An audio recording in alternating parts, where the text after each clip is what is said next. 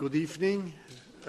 Welcome to our final round of our hearings on use of Facebook users' data by Cambridge Analytica and impact on data protection. With me on the chair is Peter Kammer-Evert from the Cult Committee.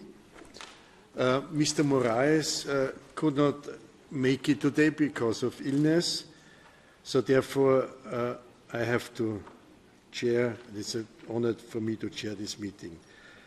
On the 4th of June we held the first part of a hearing, and on the 25th of June we had the second part, following the decision by the Conference of Presidents on the 12th of April and the meeting with Mr. Zuckerberg at the level of the Conference of Presidents on 22nd of May.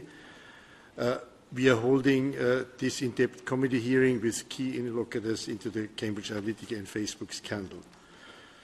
The aim of this hearing is to dig deeper, learn key lessons, and set out the way forward using the EU tools at our disposal. The second part of the hearing took place last Monday in Brussels to look into the aspects relating to specific consequences, such as the impact on data protection and privacy, on electoral processes, on trust by consumers in digital platforms, on cybersecurity, and the market position of social media. The 3 sessions were held, provided with useful information and insight on the questions dealt with. Today's third part and final part will focus on the solutions and remedies to fix the problems identified so as to ensure that the fundamental rights of EU citizens, namely the right of private life, data protection, or the right to receive and impart fair and accurate information, as well as a fair and impartial electoral process, and that such situations as this one can not happen again anymore. Today, to this purpose, we will hear the representatives of Facebook and commissioners. We are very happy to have you here.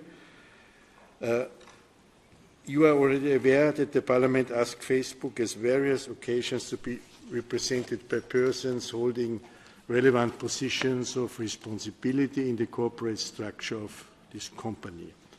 For this session, the chairs of the 4 committees involved have reiterated the presence of Mrs. Sheryl Sandberg, COO of Facebook. Facebook has decided to delegate Lord Allen, Vice President for Policy Solutions. We are pleased to welcome him. It's the second time after last week's meeting, so happy to have you here.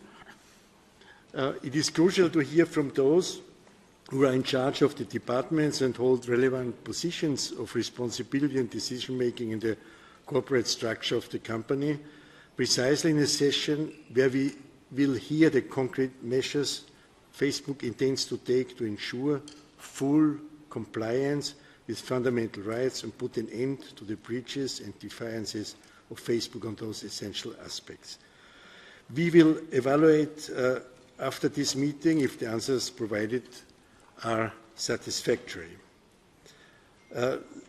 Let us start with today's hearing. We have 2 interesting sessions today, and I will remind you of the rules we will uphold for this hearing and the Q&A session to ensure the most constructive and informative outcome.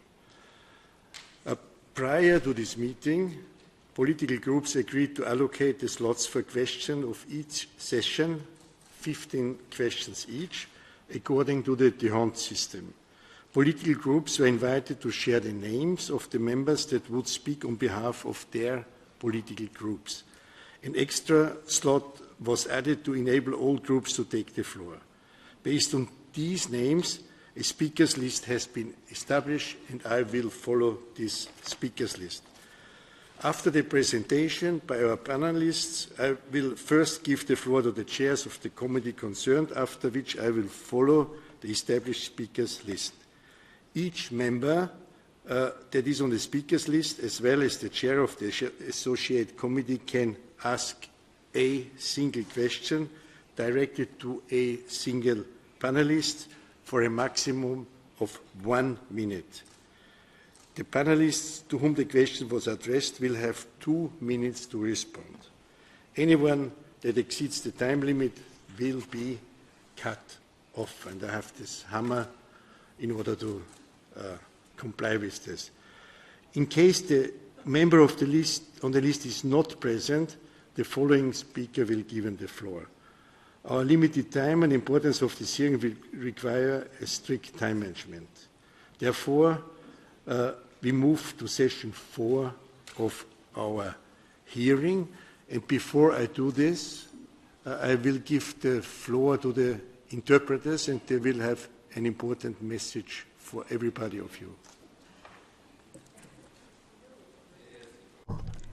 Today is day 28 of our protest action against the unilateral imposition of unbalanced and unfair working conditions for interpreters by Parliament's administration. In order to solve this conflict, we need political mediation and a direct involvement of the interpreters' representatives in talks. We therefore regret to inform you that we will not grant any overruns. Thank you for your understanding.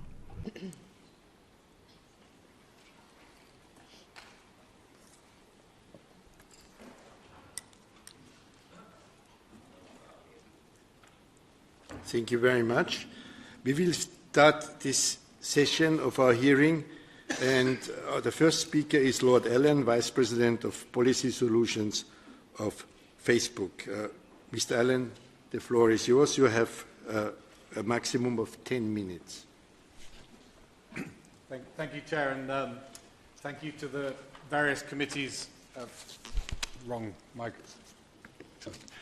Thank you, Chair, and thank you to the various committees for the invitation to speak here today, following up on the 2 previous sessions we had with our CEO, Mark Zuckerberg, and then last week with a broader group of executives from Facebook. And we have felt it's important to come here and answer questions about the issues that occurred around Cambridge Analytica and the broader questions that have come up since.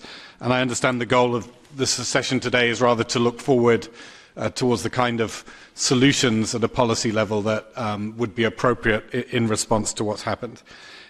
In these introductory remarks, I wanted to cover 3 areas which I think are the core areas for our work with people in this room. The first is around data protection. The second is around protecting the integrity of elections.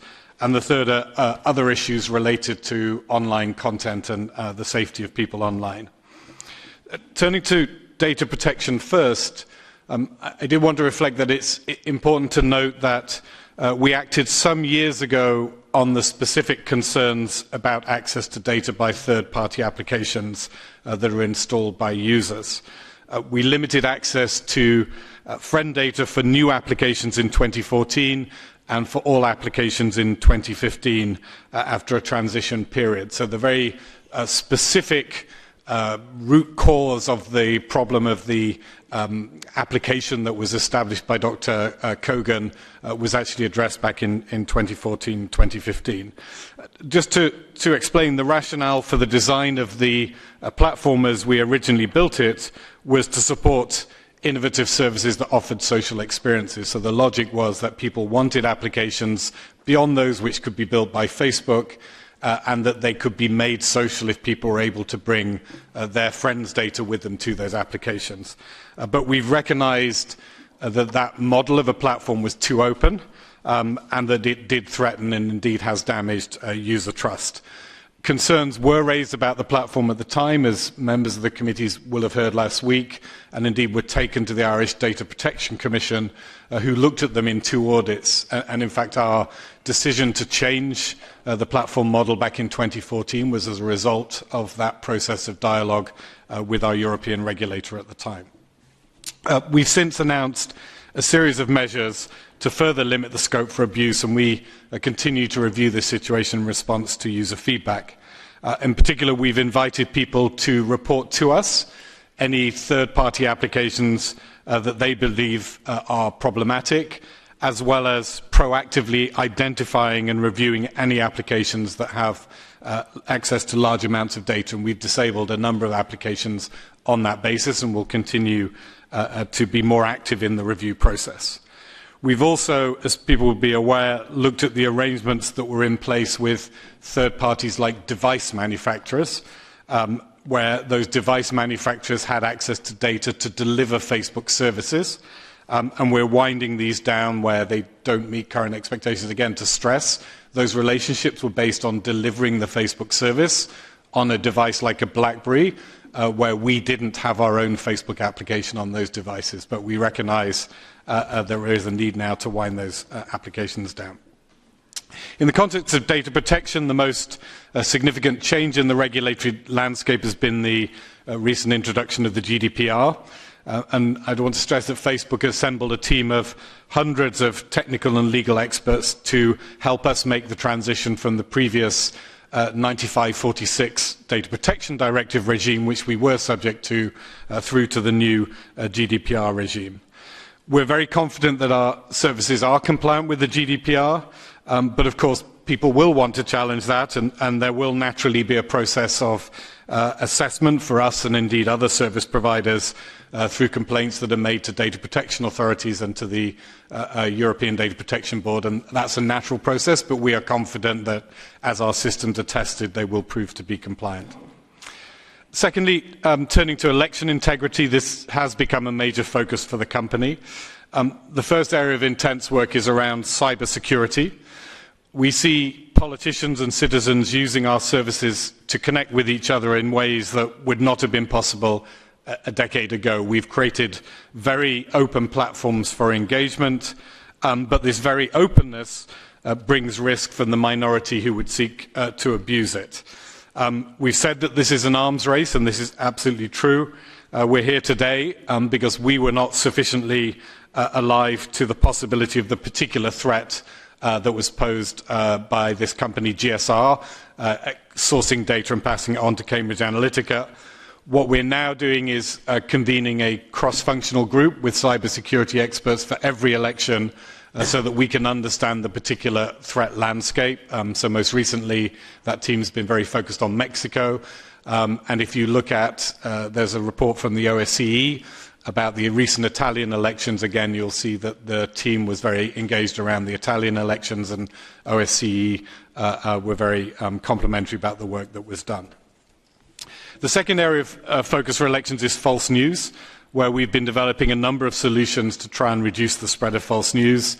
And we're now actively working with the Commission in their process to try and develop further responses with our industry peers this year. So there will be a code of practice that's being developed that will reflect, I think, a lot of the work that's being done by our company and others. And I know that this is top of mind for the European Parliament elections in 2019, where, again, it will be a challenge. We should be honest about that. It will be a challenge given the variety of the different threat landscapes across the EU. It's not uniform, and given, obviously, the requirement to work across multiple languages and media landscapes. Third, we're looking at how we can make political advertising more transparent. We've taken a major step forward with a product called View Ads, which will allow any member of the public to go to any Facebook page that is running adverts and see all of those adverts. So that's a very broad step forward. The idea that someone can run an advertisement on our service that will only be seen by a small number of people will become a thing of the past, because every advertisement will be visible to everyone if they choose to look for it. And we're looking at how we can do more in this area. And I know there is a lot of interest in building archives and disclaimers, and that's an area that's actively under discussion now, the kind of disclaimers there might be on advertisements and the ease of being able to find political advertisements. And then just the final area I wanted to reference is that we have set up an academic research commission to look at a number of areas, but in particular to focus on the impact of social media on elections. This is an area where all of us have a lot of opinions, but there's quite a dearth or a lack of hard data to understand what is the impact that social media has on elections. We think that's important both for us to focus our work and develop the right solutions on where the biggest risks are, but also for evidence-based policy making. We want to be going after, together, the areas of highest risk. The third area I want to touch on before closing was around other content issues. We do, and our CEO has reported that, feel a very strong sense of responsibility to reduce harm where we can. We don't build our product to cause harm to people, and where those harms are pointed out to us, or where we become aware of them, we do feel a strong sense of responsibility to do what we can to reduce it. The most mature area, I think, in this space is child safety, where actually I see former Commissioner Reding here, going back to her time as a Commissioner. We work very closely with Commissioner Reding, then with Commissioner Cruz, and now with Commissioner Gabriel on very strong partnerships around safer internet centres in Europe and our ability to identify and deal with threats to children. More recently, hate speech has become a major issue on the agenda, and we've worked with Commissioner Jourová there, where I think we have been able to make significant progress together. Again, I want to recognise and acknowledge that we were slow to start and we have been playing catch-up, but I think it's been good catch-up. And finally, with Commissioners King and Avramopoulos, similarly on terrorist content, where we've taken a lot of the methods we developed for child safety to identify content before it can be spread to people and remove that content from our platforms. These are all initiatives that require industry to work with government and civil society experts. So finally, in closing, I want to reflect on the fact that we are often apologising for mistakes, and this has been pointed out in previous hearings, that there is a frustration that we come here to apologise for mistakes.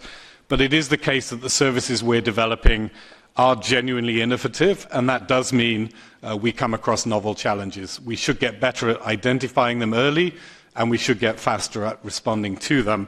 And I hope that today I've given some examples of how we're trying to do that. Thank you. Thank you very much. On behalf of LIBE Committee, I will set the first question. So we have seen that you are seriously taking the issue and that you are also trying to answer our questions and our concerns. I want to know when you will stop sharing WhatsApp contacts with Facebook, and how long you will need to fully comply, and how is this in line with the EU data protection law? How do you explain that even after Facebook changed its conditions for applications to access data in 2015, your platform failed to properly police the access and security measure of apps?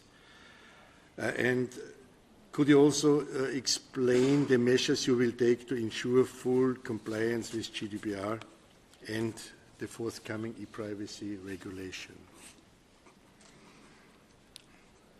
Thank you. Yes. There's a lot to cover in 2 minutes. So on the first question, I want to be clear that in response to complaints raised by data protection authorities, we have said that we are not using any of the data that is accessible between WhatsApp and Facebook for commercial purposes. There are some purposes which actually are relevant to the issues I referred to earlier, for example, security, understanding if somebody is committing illegal behavior on one platform and understanding if that's also occurring on another platform that are quite important to us, and also for accounting purposes, understanding how many accounts are live. But we are in an active dialogue with a number of data protection authorities who've raised that. We believe that what we're doing today is legal, and that there will obviously be a process now to define more specifically where the limits should be in terms of the shared infrastructure we have and some of these overriding requirements we have. Secondly, on how we failed to police applications after 2015, I mean, we've been improving the way in which we hold applications accountable for data that they access through Facebook. I think over the years that I've been with Facebook, that's been a process of constant improvement. Do we wish we had done more? I think clearly in the context of sitting here today, we do wish we had done more, and there were gaps again that have been pointed out in the committee that applications were doing things we weren't aware of, and we didn't catch that at the time. So that's all I can say is we've been in a process of constant improvement, and today I think there is a much more rigorous regime for identifying and dealing with applications that are abusing our system. Finally, on the GDPR compliance, again, I think it's probably best if I share written material. It's a huge subject, which I say we had hundreds of people working on. There is a lot of material available through the service itself in terms of our policies and our help centre, but I can provide more written material on GDPR compliance. Thank you. Next is Peter Kammer-Evert for CULT Committee. Ja, vielen herzlichen Dank. Ich möchte Facebook nochmal fragen. Could we have a microphone for the speaker, please? Aber keine. Yes, thank you very much. I'd like to thank Facebook, but we haven't actually had any satisfactory answers, I don't think, to some of the questions we've asked. We haven't had them in the past, so I'm going to reiterate the question. How is Facebook going to ensure that Article 10 of the European Human Rights Convention and Article 11 of the Charter of Fundamental Rights, the guaranteed media plurality, can be guaranteed? Because we believe that the filtering systems used produce a great danger to that. We want to ensure that every user has the widest possible spectrum of opinions and information. And we want that information to be as neutral as possible, because there is a major danger here and a massive challenge as well for the future. Thank you. Again, the intent of the design of our service is to give people access to a broad range of information, and I think we feel that actually we contribute to media plurality. That there have been studies which demonstrate that an individual who uses a social media service like Facebook actually has access to a broader range of information than they would have done previously. So, for example, I was brought up with 3 television channels and 1 newspaper coming into the house, and today I have a much, much broader range of information. Again, just to be clear of Facebook's role in this, that when you log onto Facebook, if you do, the news feed that you have contains content that you've chosen to link to. So it comes from the friends that you have, and it comes from the news sources you've chosen. So Facebook doesn't determine those news sources for you. And certainly my experience is that, whilst many of my friends do share my own political outlook or do share my own interests in media, I also have friends who have very different political outlooks and very different interests and see content that I'm confident I would never have seen absent having a service like Facebook. So again, it's an area where I know there's a huge amount of interest under the broad banner of algorithmic scrutiny or algorithmic transparency, and we are very happy to engage with people on that subject. But to say, I think on balance, our view is certainly that we enhance rather than reduce media plurality.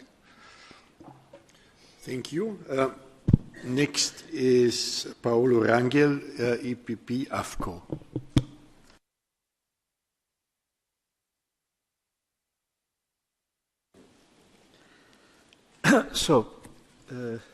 Thank you very much, Chair. I would like to ask if you can grant us that there is now a plan to avoid any political abuse or misuse of the Facebook platform, because we have seen some regret and some one attitude that I would say that is quite reasonable and even that we can praise, of assuming a range of behaviors, of policies that were wrong. But we don't have any guarantee of a plan that could avoid this in the future.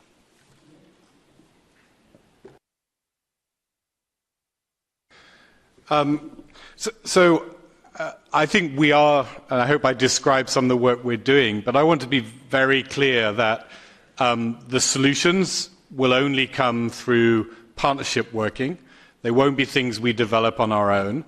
And certainly our experience, for example, in Italy was that it was our relationship with Agcom as the regulator and with the political parties that was essential to trying to develop models that were not only helpful in preventing abuse of the platform, but also politically neutral. And again, to stress Facebook's position is that we do not take sides in an election or in a political dispute.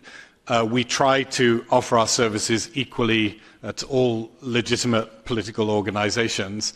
And we very strongly believe that the rules for elections should be set by election regulators, and it's for companies like ours to provide technical advice, but then to implement the rules that have been set. So that's the relationship we're looking for, where there's a common understanding between the political parties and the election regulator about where the limits are, and technical input from services like ours, and the provision of tools that will help with that compliance. But again, to stress, this will always be work in progress, whatever structures we come up with. There will be people who try and find their ways around, and again, that suggests to us that these partnership arrangements are going to be essential, not just now to fix a specific problem, but on an ongoing basis. Thank you very much. Birgit Zippel, S&D LIBE, is the next speaker. Thank you very much. Mr. Allen, in our last hearing, Steve Satterfield confirmed that Facebook knowingly went into a contract with an app that openly announced that they reserve the right to disclose personal data to third parties and whose terms and conditions were not in line with Facebook's privacy policy. However, he continues saying, "I believe we did nothing wrong." Once again, this is not a religious debate, but about the fact whether you were in compliance with EU law or not. And under EU law, you could not and you cannot simply outsource responsibility. So, you, Facebook, you are the controller. And being the controller, it's legally impossible to outsource your responsibility. So if you still believe you did nothing wrong in that case, please use your 2 minutes to explain it in detail. And if you don't believe it any longer, please explain in detail how do you check security for apps assessing Facebook's data. Thank you. Okay, again, to explain how platform worked at that time, so there are two contracts in place here. One is the contract that the developer enters into in order to access the Facebook platform.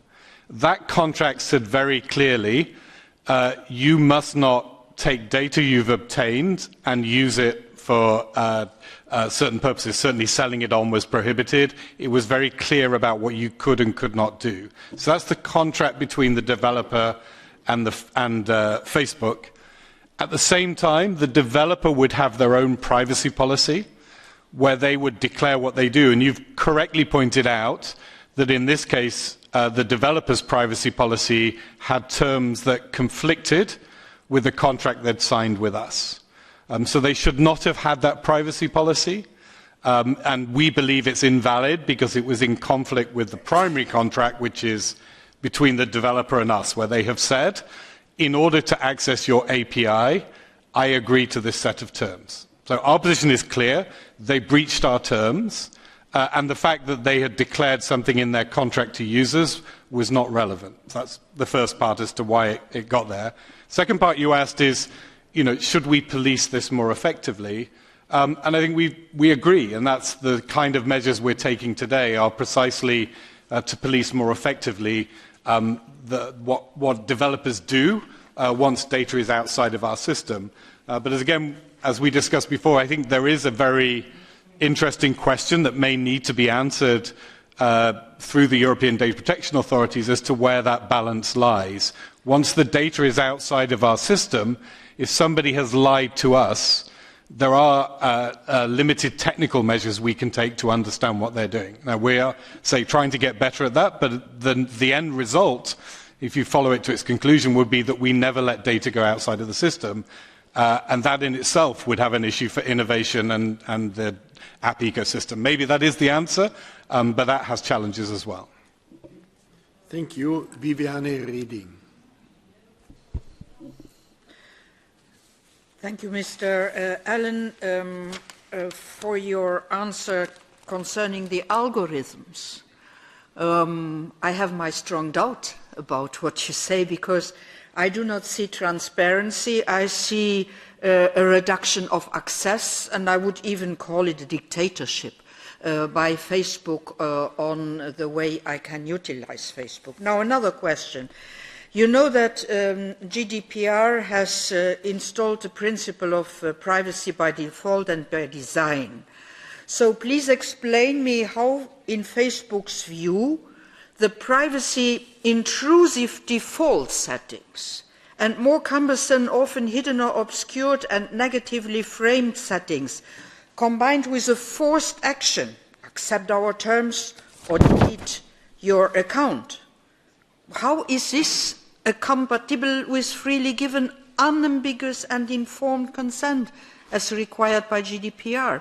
I would like also to hear what you think about the study published by the Norwegian Consumer Council entitled Deceived by Design, because you nudge consumer towards accepting privacy intrusive options.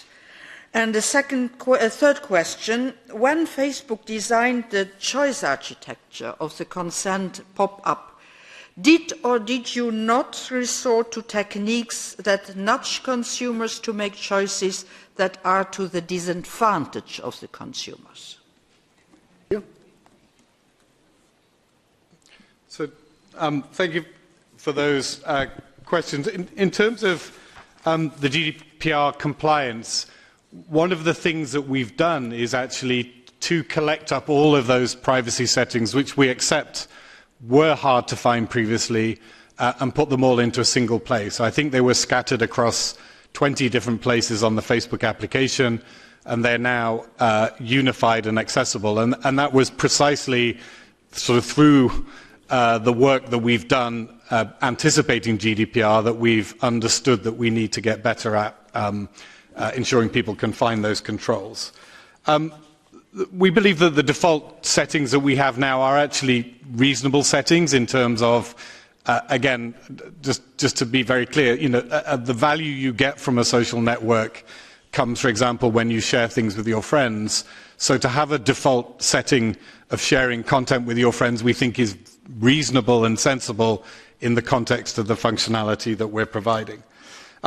In terms of the flows that people go through now to sign up to the Facebook service, we've tried to separate out those things which are essential for the delivery of the service, where people do have to accept that package, because that package is required in order for us to be able to offer the service as described, from those things where a separate consent is needed and is possible. And there are 3 areas, and for each of those areas, that's facial recognition, using sensitive data for advertising and using off-Facebook data for advertising. Those are genuine choices. You can say no and continue to use the platform.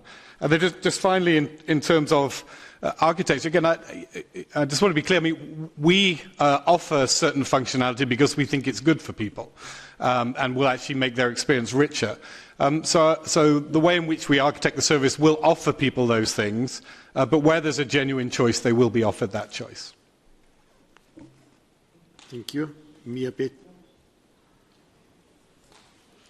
Yes, coming from ITRE and curious about innovations and future technical possibilities. And we all know that artificial intelligence is used when you create a lot of big data and data. So what sources is now used for my personal data other than what I feed in and what my friends feed in Facebook? You mentioned WhatsApp, but not for the commercial use. Is it used otherwise? And then filtering is one question, of course, and we know that there are a lot of artificial intelligence in that one as well. So where does the moral and ethics come from inside the Facebook?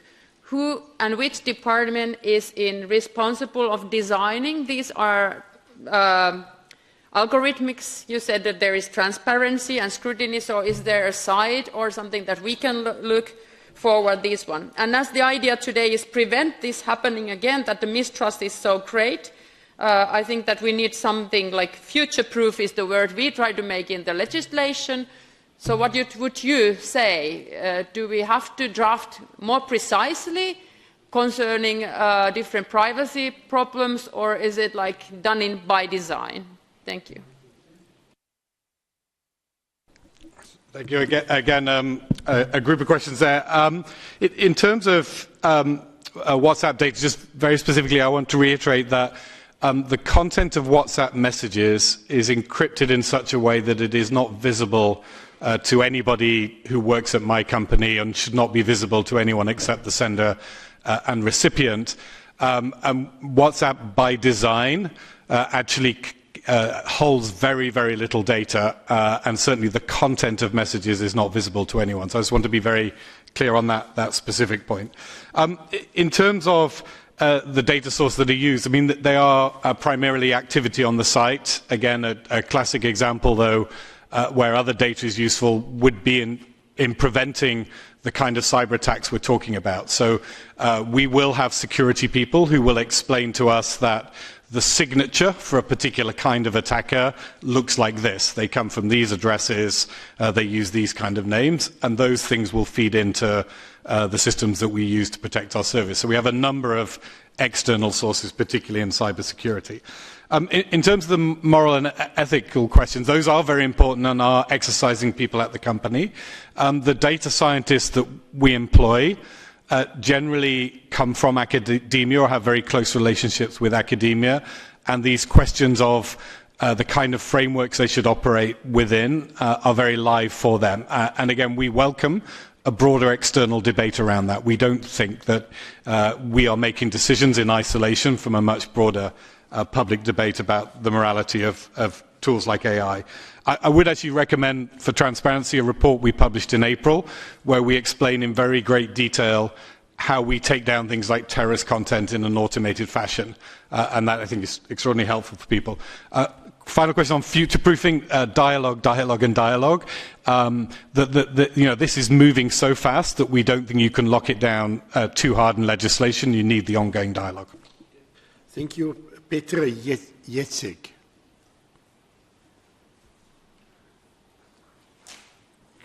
Thank you, Chair. Well, we've heard by whistleblowers and by journalists to what extent improper use of Facebook data influence US presidential election and Brexit referendum. You say how you're trying to cope with the next EP elections and with political advertising in general and so on. But given the immense impact of Brexit, I wonder, wouldn't it be proper, at least if Facebook conducts its own thorough analysis, to what extent improper use of its data influenced Brexit? Thank you. So we have been working on this in conjunction with the UK Parliament's Culture, Media and Sport Committee, and I can just share insights into the two avenues we've looked at. The first is around Russian interference, where we looked at the group that we've documented as being active in the United States and found that there was minimal activity by that group in the UK that looked incidental to their other activity, so at no significant scale. They asked us to look again, and we tried to see if we could find other similar groups to the one that was operating out of St. Petersburg, and we did not find one. We've actually looked very thoroughly, and we've not found them. Again, if people have evidence, we're willing to look at it again, but to date, a thorough analysis has not shown the exact parallel with what happened in the US.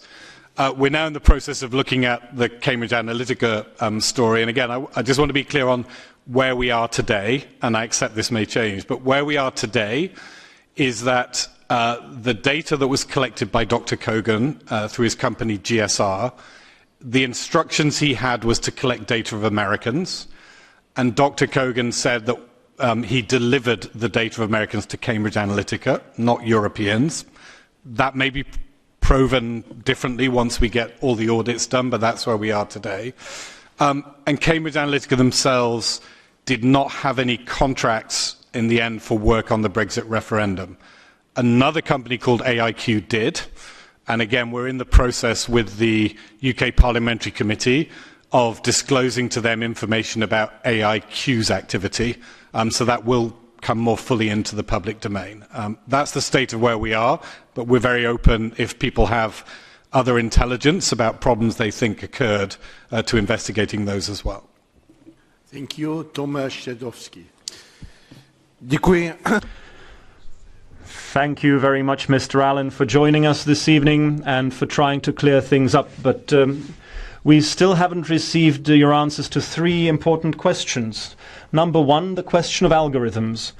Can you truly confirm that your algorithm has changed so that it is now impossible, albeit through a third-party application, to influence a user's behavior, or rather to nudge them with fake news so that they might in the end change their electoral preferences, for example, as for instance in the case of Cambridge Analytica? Question number two. We would be interested in knowing who and how, if you have the knowledge, has been influencing elections and referenda. There's the Russian group that you've mentioned. There are also rumors about a group from Macedonia and from other European countries. And question number three, that is an indeed fundamental question. If somebody chooses to delete their account, is their account really deleted, or is it archived or stored somewhere? Can a person be truly forgotten? Thank you. So to answer the questions in reverse order, on deletion, when you want to stop using Facebook, you can choose deactivation or deletion. Deactivation does not delete the data. It's saying to us, please make it invisible, but keep it for when I want to come back. If you choose the deletion option, we will start the process of deleting all of your data. We wait a small period of time to make sure that it's real. What we don't want is somebody accesses your account and deletes 5 years of your family photos inappropriately. So we do check that it really is you and you really want to delete the account. But once you've said deletion, our systems will start to delete it. And over a period of several weeks, it will be gone.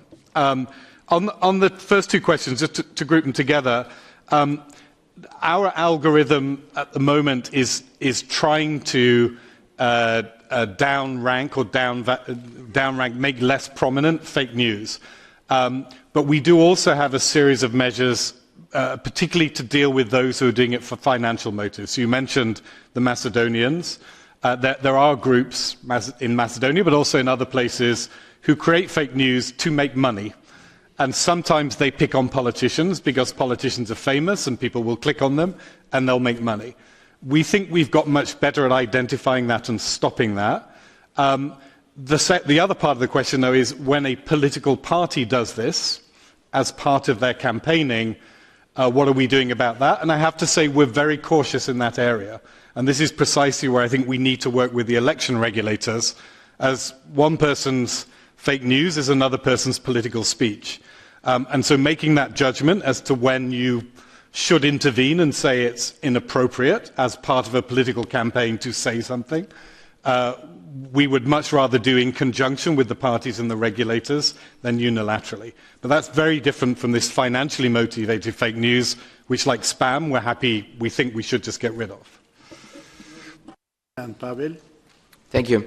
I have to say I'm not really relieved that you said that only US data was used, because US elections has also implications towards Europe. So, but coming to my question, by using social plugins like and share buttons on website, Facebook can track the user's online behavior without prior notice.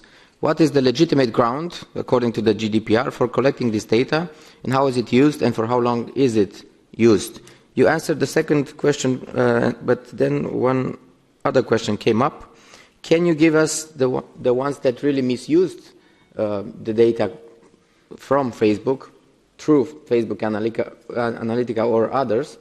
I mean, give us political parties or private person that misused at the end of your investigation, your private investigation in the country, in the company. Sorry. So on social plugins, they are a small piece of the Facebook website that is loaded when you load a website that includes one, and they are part of a common set of functionality that people broadly describe as Web 2.0. when you load our plugins or a piece of a map or some photos or some ads, you send data to the providers and they create a log record. So we get a log record. It is true for every person who goes there. There is a framework within the Privacy Directive and GDPR for that to be legitimate if the appropriate notice and consent is sought. We, like everyone else, depend on that. Those logs, when they are associated with a Facebook user, are covered by the privacy policy that the Facebook user signs up to. So when you join Facebook, you're given notice that this data may be sent to Facebook, and it becomes part of the privacy policy, the data that you've agreed to. When it's a non-Facebook user, the log files are actually kept for a short period of time and used for limited purposes. So it's around 10 days that those log files will be kept. Again, that's the typical usage, and if you're interested, we can provide more information, but it's that kind of period of time they use for analytics and security purposes. That's the primary purpose of having those log files. Again, I think similar to most other providers of this kind of functionality. Finally, in terms of the people that we've identified, so some of them are in the public domain, like the group known as the Internet Research Agency out of St. Petersburg. Others actually are subject to investigation that's not being carried out by us. So I would point you in particular to the very thorough investigation that's being carried out by the UK Information Commissioner's Office, looking into the use of data by political parties. I think that will be very revealing, but they have a lot more access and insights than we do. Scott Cato. Thank you very much, Chair. In April, Facebook suspended the account of AIQ, a small data company in Victoria, Canada, which was paid £2.7 million by Vote Leave during the 2016 EU referendum. This indicates that you felt everything was not well. AIQ's website quoted Vote Leave chief Dominic Cummings saying, "Without a doubt, the Vote Leave campaign owes a great deal of its success to the work of Aggregate IQ. We couldn't have done it without them." The EU referendum is affecting vast changes in the UK on a margin of less than 4%. This was a vote of huge significance, and we need to know urgently whether that referendum was fairly won. Facebook has the information that would enable us to judge this, but in spite of what you've said, so far you've refused to hand this data over to the UK Parliament. So would Facebook be prepared to hand over a repository of all advertisements that were sent from AIQ to UK voters in the first 6 months of 2016? And could you tell us how much money was spent, by whom, who these adverts were targeted at, and based on what data? Thank you. Thank you. So there is an active process right now of discussion between ourselves and the committee. I just want to be clear about one thing. So we had concerns about AIQ because of potential links with Cambridge Analytica, and we're being very cautious, and those concerns and those potential links are in the public domain. We provided the information to the UK Electoral Commission and indeed to the Parliamentary Committee, and they've published information about that. So from an abundance of caution, we suspended actually any organisation we thought potentially might be in possession of data from Cambridge Analytica, and we thought that was in line with the kind of precautionary approach people would like us to take. Having said that, again, the information is, a certain amount of it is already in the public domain.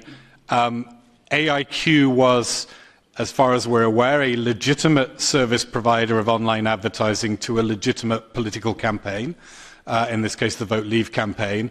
And so there are some important questions that we need to address in relation to the disclosure of their material to a third party. We're working through those right now, and we've indicated to the committee that we will disclose to the extent that we feel comfortably that we can. So that's where we're at, and please look at the DCMS website. I think there will be more information coming very soon. Could I finish the rest of the 2 minutes with a follow-up question? No. Sure. We are a little... next is Mercedes. Grazie Presidente. Ma a me sembra che... Thank you very much, Chairman. I think that user profiling is the problem.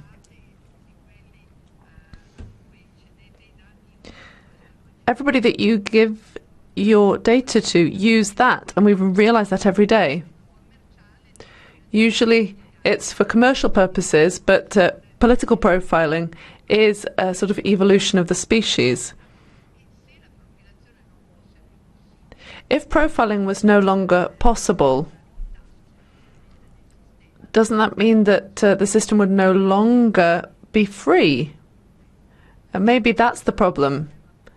And the other main problem, I think, is that there's no real digital ID.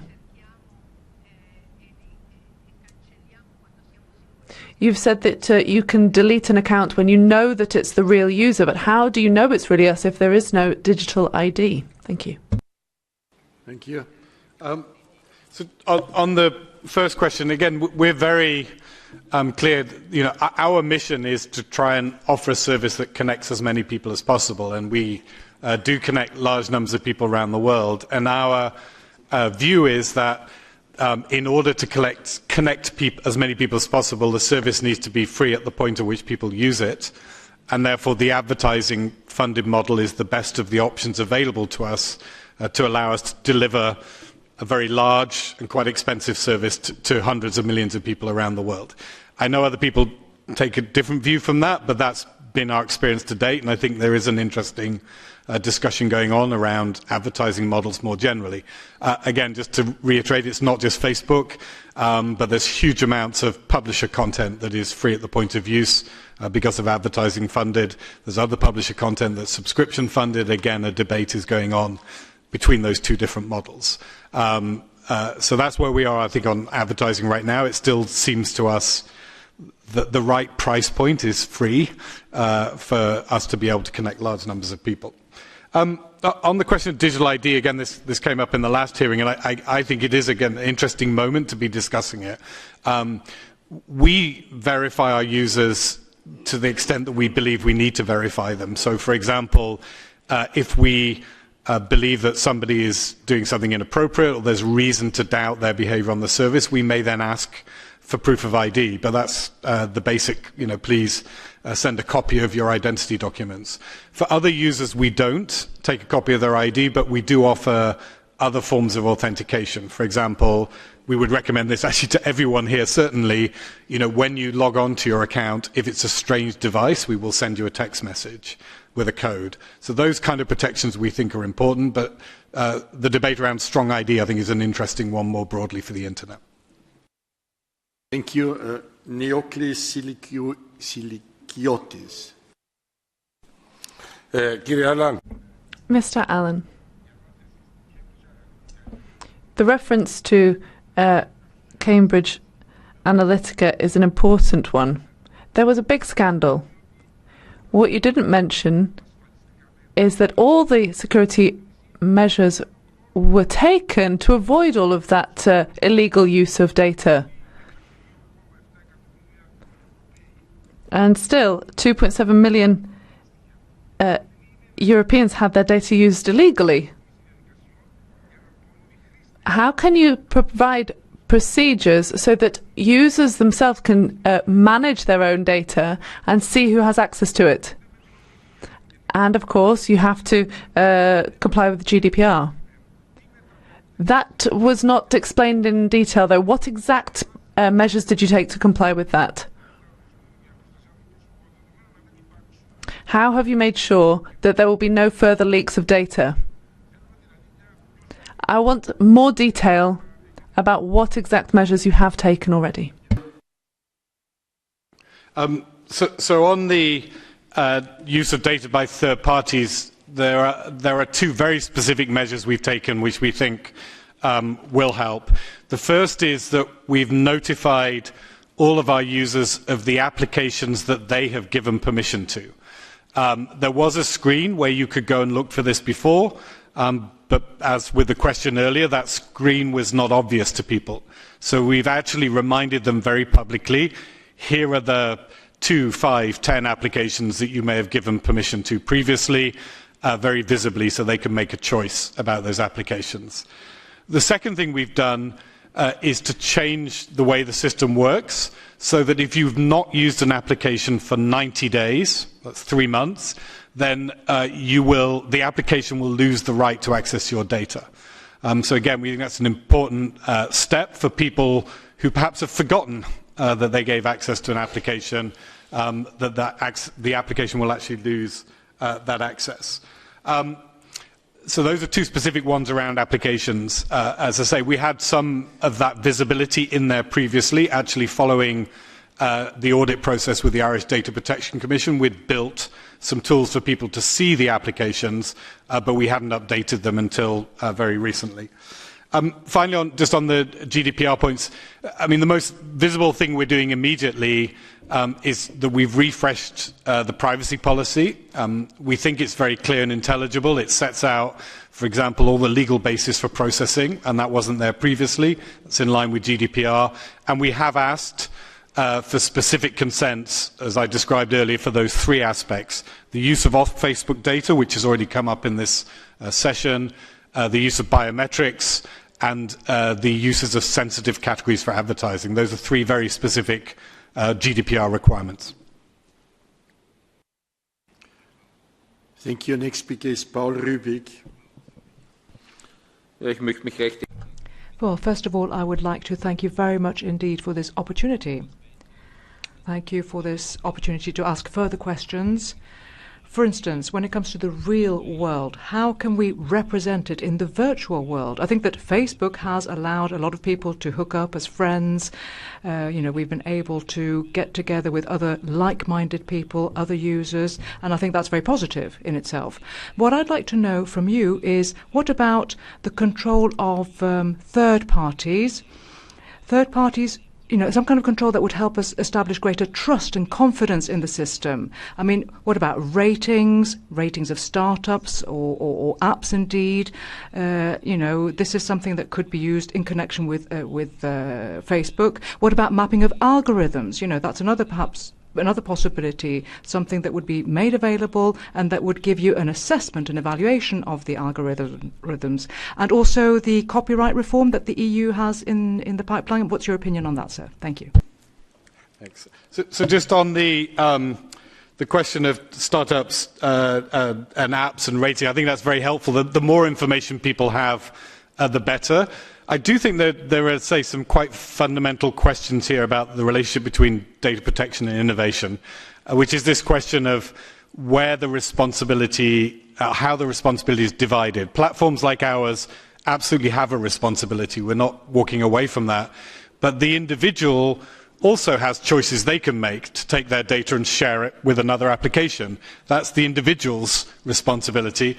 The other application also has a responsibility. Just to remind you, Cambridge Analytica is a British company regulated here, and again, enforcement action against applications that take data and abuse it is something we would welcome. We think that's extraordinarily helpful. So we need the whole chain to be right. We need to be correct. The individuals who take data and share it need to behave correctly, and the people who receive the data need to behave correctly. And I do think it's an important area for discussion. The second issue on the mapping of algorithms, I think that we're sort of at early stages of being transparent. We actually have a blog that describes how our algorithms work, but I still meet a lot of people who don't understand, and so that tells me we have a lot more work to do to help people understand exactly how algorithms work. Finally, on the copyright provisions, again, I want to be very clear that our sense of responsibility also extends to people who have intellectual property rights. It's not something we walk away from. We recognise as a large platform we have that responsibility.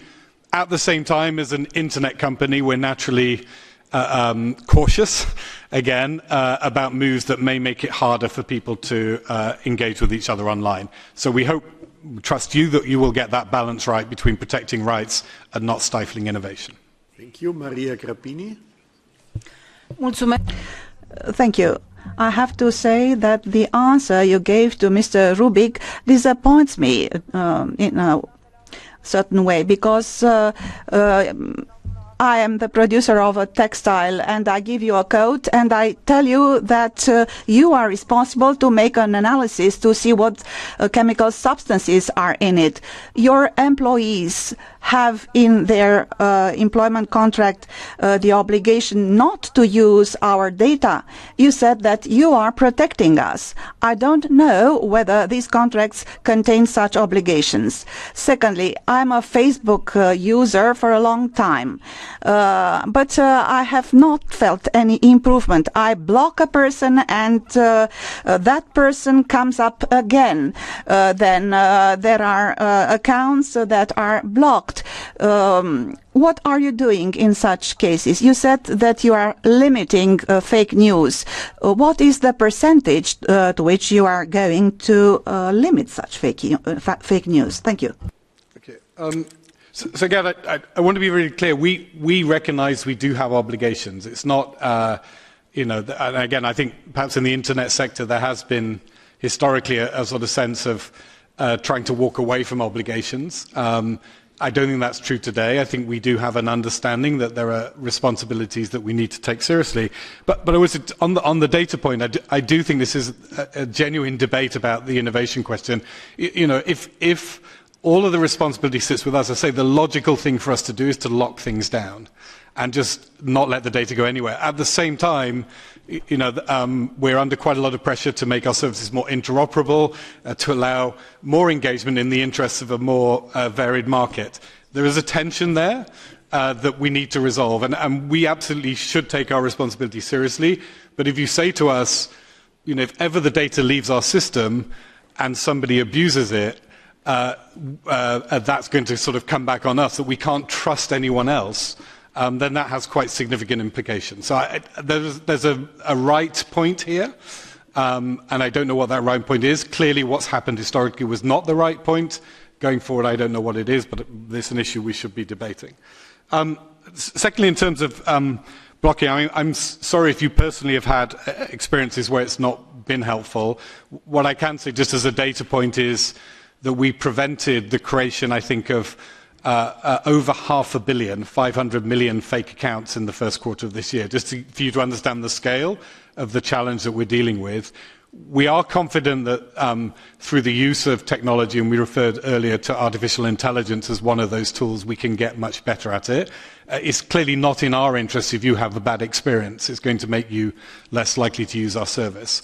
So all I can say, there's an arms race between us and people trying to get around the systems, and we do need to win that arms race, or at least stay ahead of it. Otherwise, we will make you and many other people unhappy. Go Sulu. Sì, grazie. Thank you very much, Chairman. I'd like to come back to the issue of the Facebook business model and many other platforms too. The Cambridge Analytica case highlighted that there were flaws to the system, and I'm pleased that we're talking about transparency today. However, I would like to remind you that when we talk about free services, what they're trading in is data. That data is where the business lies. So, in light of the limitations which are going to impact on the economic yield of this system, how are you going to modify that? A user, in order to use this service, has to have full trust in that system. So I wonder whether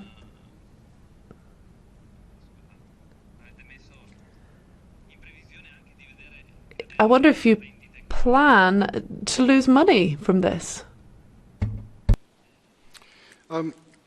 So again, to start at the end, the trust question is essential. And we've recognised that the last few months in particular has been a very difficult time in terms of people's ability to trust us. That's problematic. Part of our response actually has been to make investments that perhaps people think we should have made previously. So we've said, for example, that the number of people that we will have working in the area of safety and security will go up from around 10,000 at the end of last year to 20,000 at the end of this year, and our CEO has said that will affect our profitability. We've told the market that we will be less profitable because we need to invest more in keeping people safe and secure on the service to win back their trust. In terms of the business model as a whole, again, I just want to be clear that we do think that the advertising model is one that works pretty well for much of the internet. It isn't about selling data. It's about effectively selling advertising space. The advertising space is informed by data. And the fact that the advertising space is informed by data, again, we think is a good thing, that you will generally see adverts that are relevant to you. If you like cycling and you live in Milan, then we will show you adverts for a cycling shop in Milan. We won't show you stuff that's completely irrelevant to you. So we think on balance it means you can show better quality advertising and actually help people out if the ads are informed by data. But that is, from our point of view, very different from selling the data. We're not giving the data to a third party. We're selling advertising space that will be informed by data. And again, there are many other businesses doing similar things that we think, broadly speaking, do satisfy individuals. They get the service at the price that they feel comfortable with because of the advertising. Thank you. Jean-Luc Schaffhauser. Merci, Président. Je ne fais partie. I'm not on any social networks. I don't use Facebook, but I do use Google and WhatsApp. Recently, Likendield asked me to join and showed me a number of people who I already work with. And this was some very confidential information, so I wonder who sold that information. The second question is about the economics. Data belongs to those who procure them, and I think we should leave the era of free data. As we know, they're not free because you are asked for your consent in exchange for a service, otherwise it doesn't work. Wouldn't it perhaps be more coherent, because your business model is based on this raw material? Shouldn't the public have a 33% share in the business, or maybe 50, or maybe 100? And that it is that community that establishes the confidentiality rules and the way in which the business functions. Is it normal for one person to have all that power within our society? Thank you. So on the first question, again, it has become common, and I wouldn't comment on the specifics of how another service does this, but again, I've been at Facebook for some time as we made the transition from being essentially a web-based service to a mobile-based service. And one of the features of that is, in the old web days, trying to build up someone's social network was incredibly difficult. You had to go onto a site and enter your friends in one by one. With the transition to mobile, it is very common for all applications now to ask permission to look at your contact list and then use your contact list to make the application more relevant to you. I know people are asking questions around that, but I would just point out that this has essentially meant that building a new social network is very, very easy for people simply by asking people to make those connections. It can have, I think, what they call the creepy factor, in the sense that people are surprised when they're presented with that information. And as a service provider, I think one of our goals is to stay the right side of that line, but also recognise that people do want to connect with people they know through the services and the applications that they install. To the second part of the question, again, I would observe people are becoming more demanding. And I think that is one of the phases we're going to go through, that people are much more aware of the value of their data, much more aware of the fact that there are multiple applications they can go to, and much more demanding about the use of their data. I don't know where that's going to take us, but I think the trend is clear that people are very, very conscious that there is value in their own data and are shopping around for where they can get the most reward for that. Thank you. So we have one more question to answer. Diane James is the... Yes, good evening, everyone. Thank you very much for taking the question. Well, as you've neatly explained, profiling is a well-accepted business marketing tool. I've seen it used in a number of business sectors. But of course, you're caught up in the European Union wanting to overturn the UK referendum, and that's what this is all about. But let me please put 4 questions to you, and you may not be able to answer them this evening. Could you list the UK Remain organisations that used your services, and in particular confirm whether Best for Britain was one of those? Can you confirm the amount spent by the Remain organisations with Facebook during the referendum campaign? Do you have any evidence that the European Union used Facebook during the referendum to try and overturn the result? And finally, there is an organisation funded by George Soros at the moment with the tune of 50 million wanting to overturn the referendum result. Do you have any evidence that his organisation is also using Facebook? Thank you. Thank you very much. So you correctly indicated that I would need to do some research to answer the specifics of the question. What I can say as a headline is that during the Brexit referendum, both sides of the argument used our platform. It was not one-sided.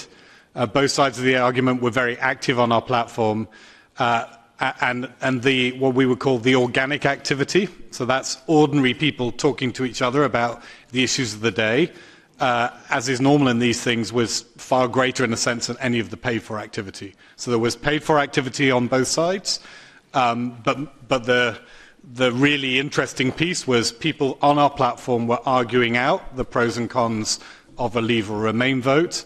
And from our point of view, that is healthy. That's one of the reasons that we think our service is useful for the democratic process, that it is a place where people will go and argue out the issues of the day. How they end up voting in the ballot box is their business, not ours, but we do want to be a platform for debate. Thank you very much for answering all these questions. We are now, I want to ask you to stay on stage, if possible.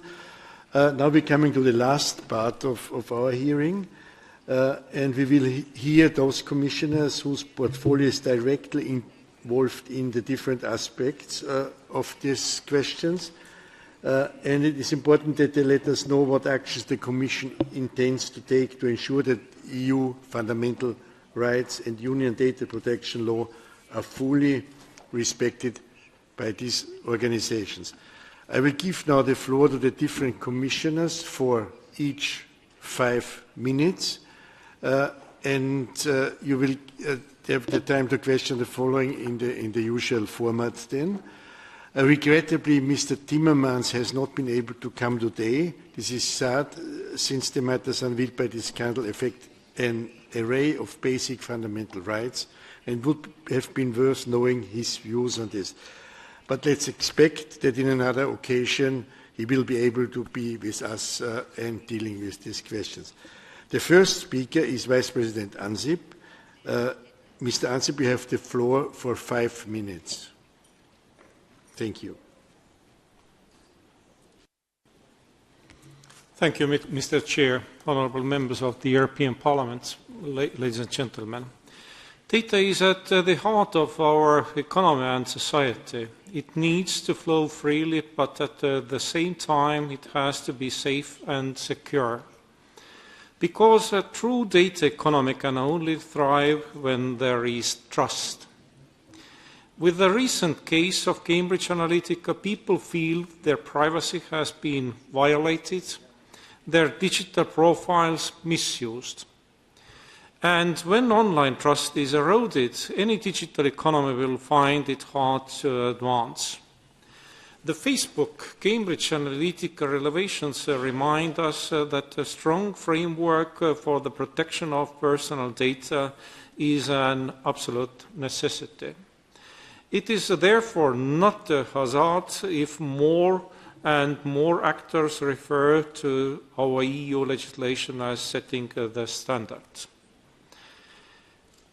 The new data protection rules focus on making companies more accountable more responsible in how they deal with our data. The General Data Protection Regulation also reinforces the role of the national data protection authorities. But another important piece of the European data puzzle is currently under construction. It concerns the lack of transparency and users' control when it comes to cookies and similar technologies used to track users' behavior online. The clicks, locations, paths, networks, likes and dislikes of billions of online users are stored, processed and utilized to an extent that was unthinkable only a few years ago. Whether shopping online, using a smartphone or surfing the web, digital traces are systematically collected everywhere. And this happens all too often without informing users in a meaningful way in advance, let alone asking them for permission. In order to build and maintain trust, two elementary principles of data protection must be respected: transparency about tracking practices and ensuring users' control over their information. The Commission's proposal for the e-privacy regulation is exactly in this spirit, as it builds on these principles. It would give users more control over who can access their laptops, phones or tablets, as these often contain very private and highly sensitive information. It would also give users easier access to and better information on the available privacy settings of their browsers or apps, thereby improving transparency and consumer choice. Last but not least, it would extend these confidentiality rules beyond traditional telecom operators to internet-based services such as Internet for Voice or video calls. Finally, let me say a few words on the role of online platforms more broadly and the way we propose to approach that.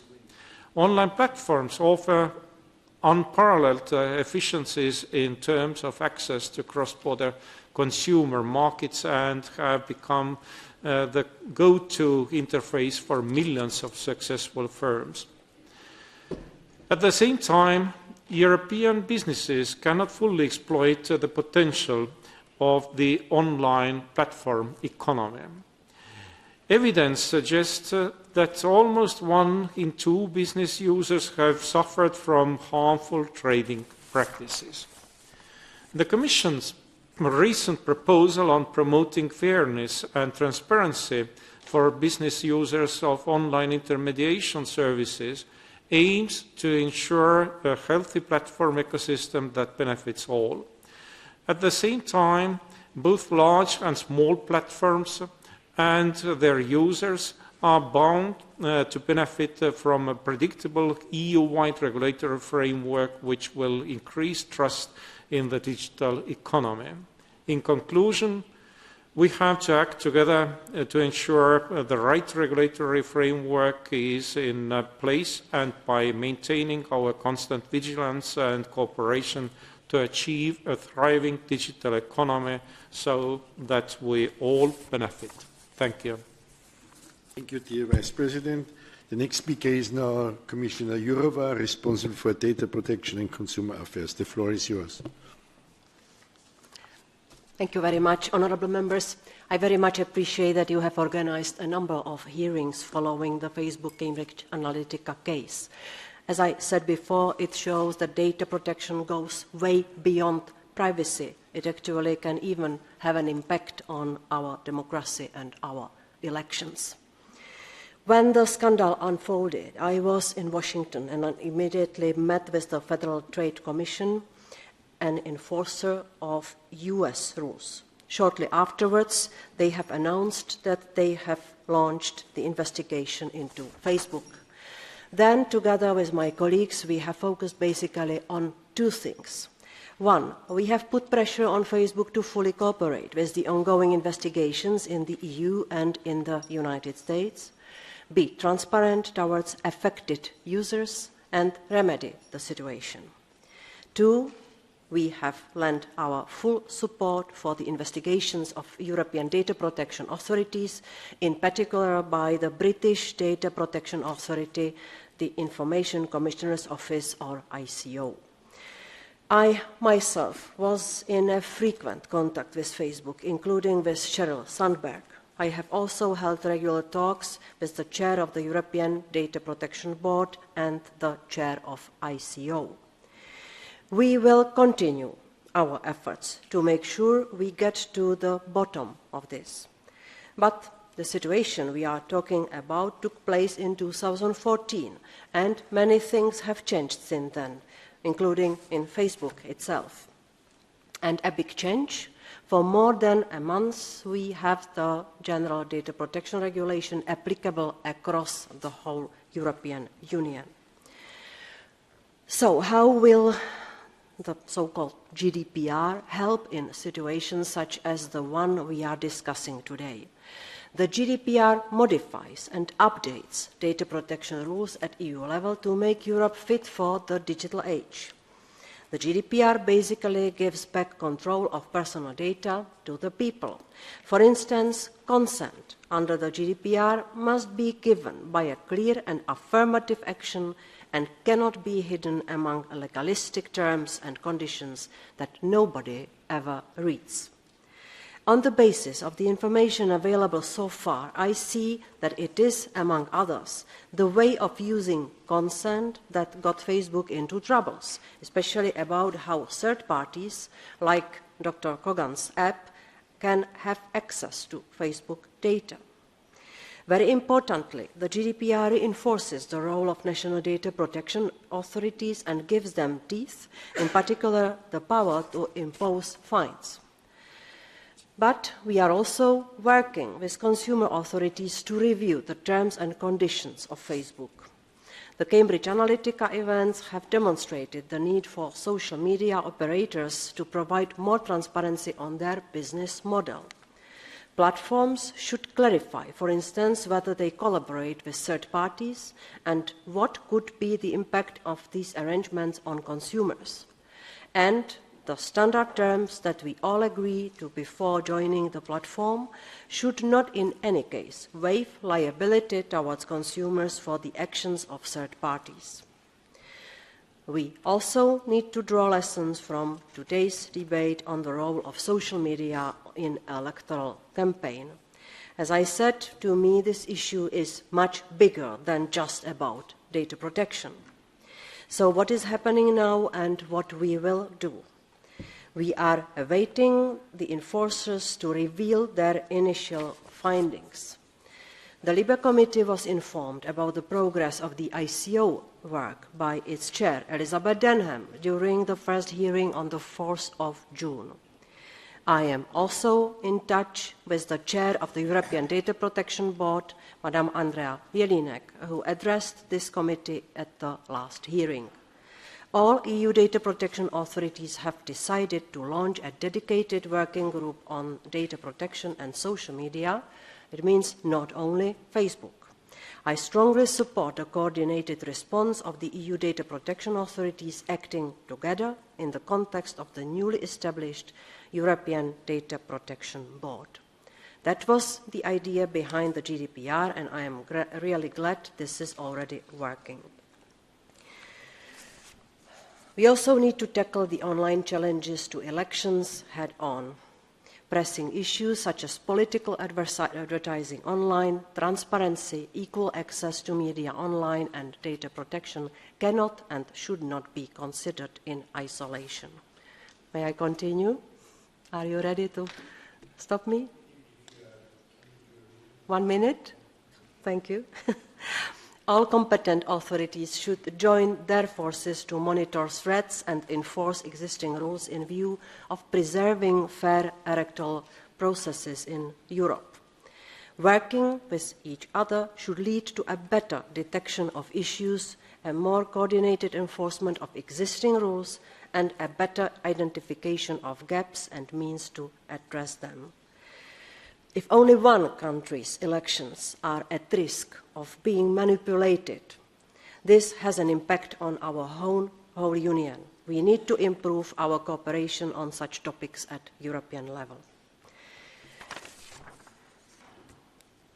So I will stop here and I'm available for the question. Thank you. You also have to answer. Now I'm coming to the last speaker, Commissioner King. The floor is yours.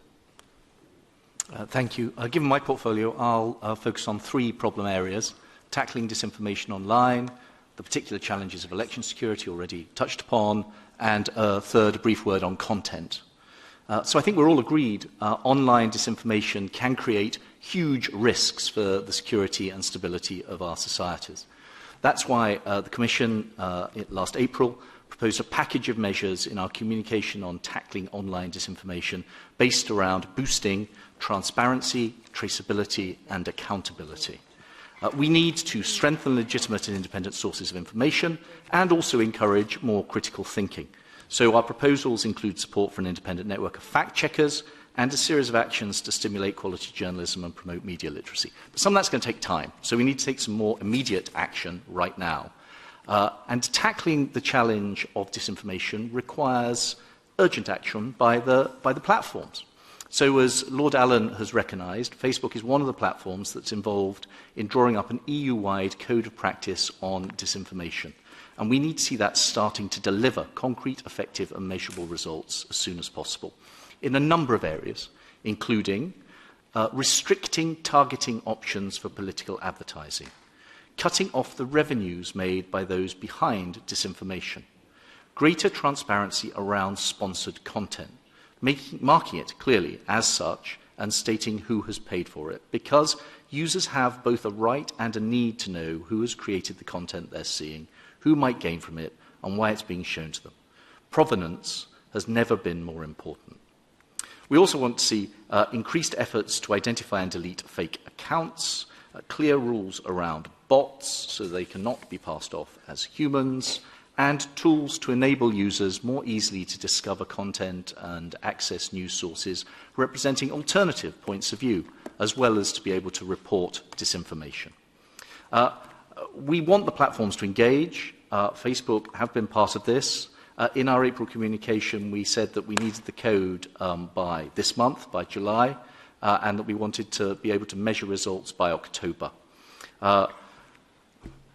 Last week's European Councils again stressed the importance of tackling this challenge of disinformation head-on. Second issue I want to address is election security, which Commissioner Jourová has already started to talk about. As Lord Allen said, I think attacks on elections can be split broadly into two main categories: those attacks on our systems and those seeking to manipulate behaviour. The first category means that we need to boost our cybersecurity, and we look forward to active cooperation with the industry on boosting cybersecurity, and we're going to work with the Member States on common guidelines in the context of the NIS Cooperation Group on how to secure the whole election life cycle from such attacks. But the second sort of threat is more subtle and actually more pernicious: attempts to manipulate voter behaviour.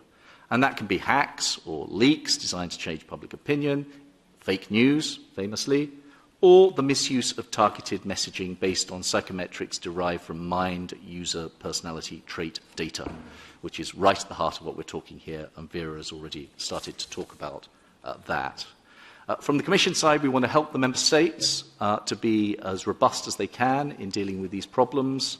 We'll have a series of meetings during the rest of this year, including a high-level meeting in October, focusing particularly on these different strands of election security, before a high-level colloquium in November that will bring an even broader collection of countries and specialists together. Again, we need the support of platforms if we're going to make progress on this.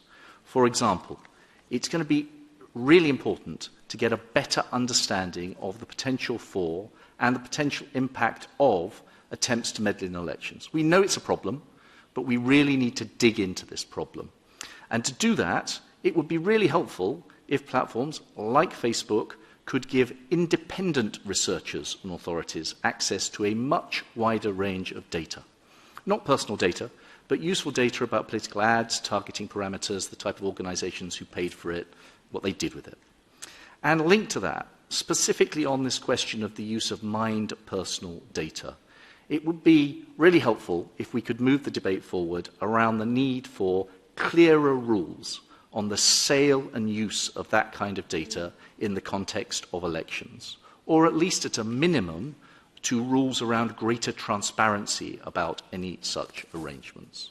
There's a range of challenges here. We've said that we want to take this forward on a voluntary basis as far as we can, but we reserve the right, however, to consider our options again if we are not making sufficient progress. Lastly, one word on content, terrorist content. The European Council has, as you will have seen, welcomed the intention of the Commission to present a legislative proposal to improve the detection and removal of illegal terrorist content. We will take this work forward, I hope, in very close cooperation with the platforms like Facebook. Thank you. Thank you very much. So we are very good in time. Lord Allen, if you want to come quickly back to the Commissioner. Just one point of clarification, directly responding to Commissioner King, that the research commission that we're setting up is absolutely designed for us to be able to share data in a safe way with independent researchers. So the researchers on that commission will be academic researchers, including a number here in Europe.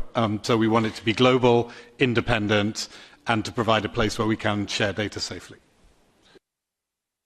So I don't want this. I don't know how you want to organise this dialogue, but you will also, I hope, recognise that in the past there have been some voices who have, what can I say, asked that you be a bit more open to independent researchers. So if you're moving in that direction, that's extremely welcome. I hope that the selection criteria for the researchers who can be included in this openness will themselves also be very open. Thank you very much. Now we're coming to the last round of questions. The same rules apply. I will 1 minute, 2 minutes, and you have also always to address one single person, so to one of the commissioners. I'm starting on behalf of LIBE with my first question to Commissioner Jourová. The GDPR came into force, and there are many articles in the press that some member states have not fully complied with the rules set by the set by long negotiations between Commission, Council and the Parliament, even banishing some of the achievements of the new law, such as simply getting rid of financial punishments for data offenders. This was a very important element of it. Does the Commission actively follow these developments of implementation of GDPR in each member state, and what does the Commission intend to do with these member states who are obviously violating European law? Yeah, thank you very much, Mr. Chair. Yes, we are closely monitoring and supporting the member states in implementing GDPR in full. At the time of GDPR coming into force, we still had 8 member states which needed more work to finalize the laws, or in other words, to have them adopted and have them fully in force, and 8 member states are still in delay with the national laws.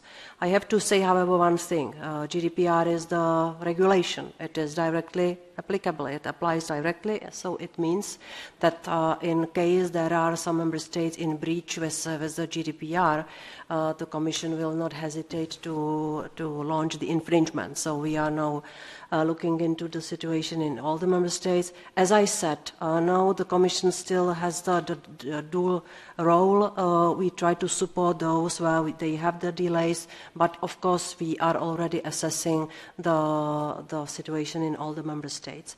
I don't have any information that there are some member states where there should be some gaps in applying financial sanctions. The data protection authorities have just started working on the cases. I think that they will focus on the companies where there is the highest risk and where they will do the risk assessment, which will require their concrete action. And this is only the start, so I don't know about any case of negligence in case of sanctioning. Thank you. Now, on behalf of Peter Kammer-Evert. Ja, vielen herzlichen Dank. Well, yes, thank you very much. I don't know who I should address the question to, perhaps to Mrs. Jourová. I mean, I'm talking about the e-commerce directive here. We had a good experience there. But platforms do have a certain amount of responsibility, regardless of who's distributing the content. Now, is the e-commerce directive going to go into that, or would it not be better to reflect on which kind of liability possibilities there are, which responsibilities the platforms should undertake from the point that when they've got damaging illegal content or knowledge of that content? I mean, the main word here is transparency, of course, without us having kind of censorship systems in place, which I think would be damaging, actually.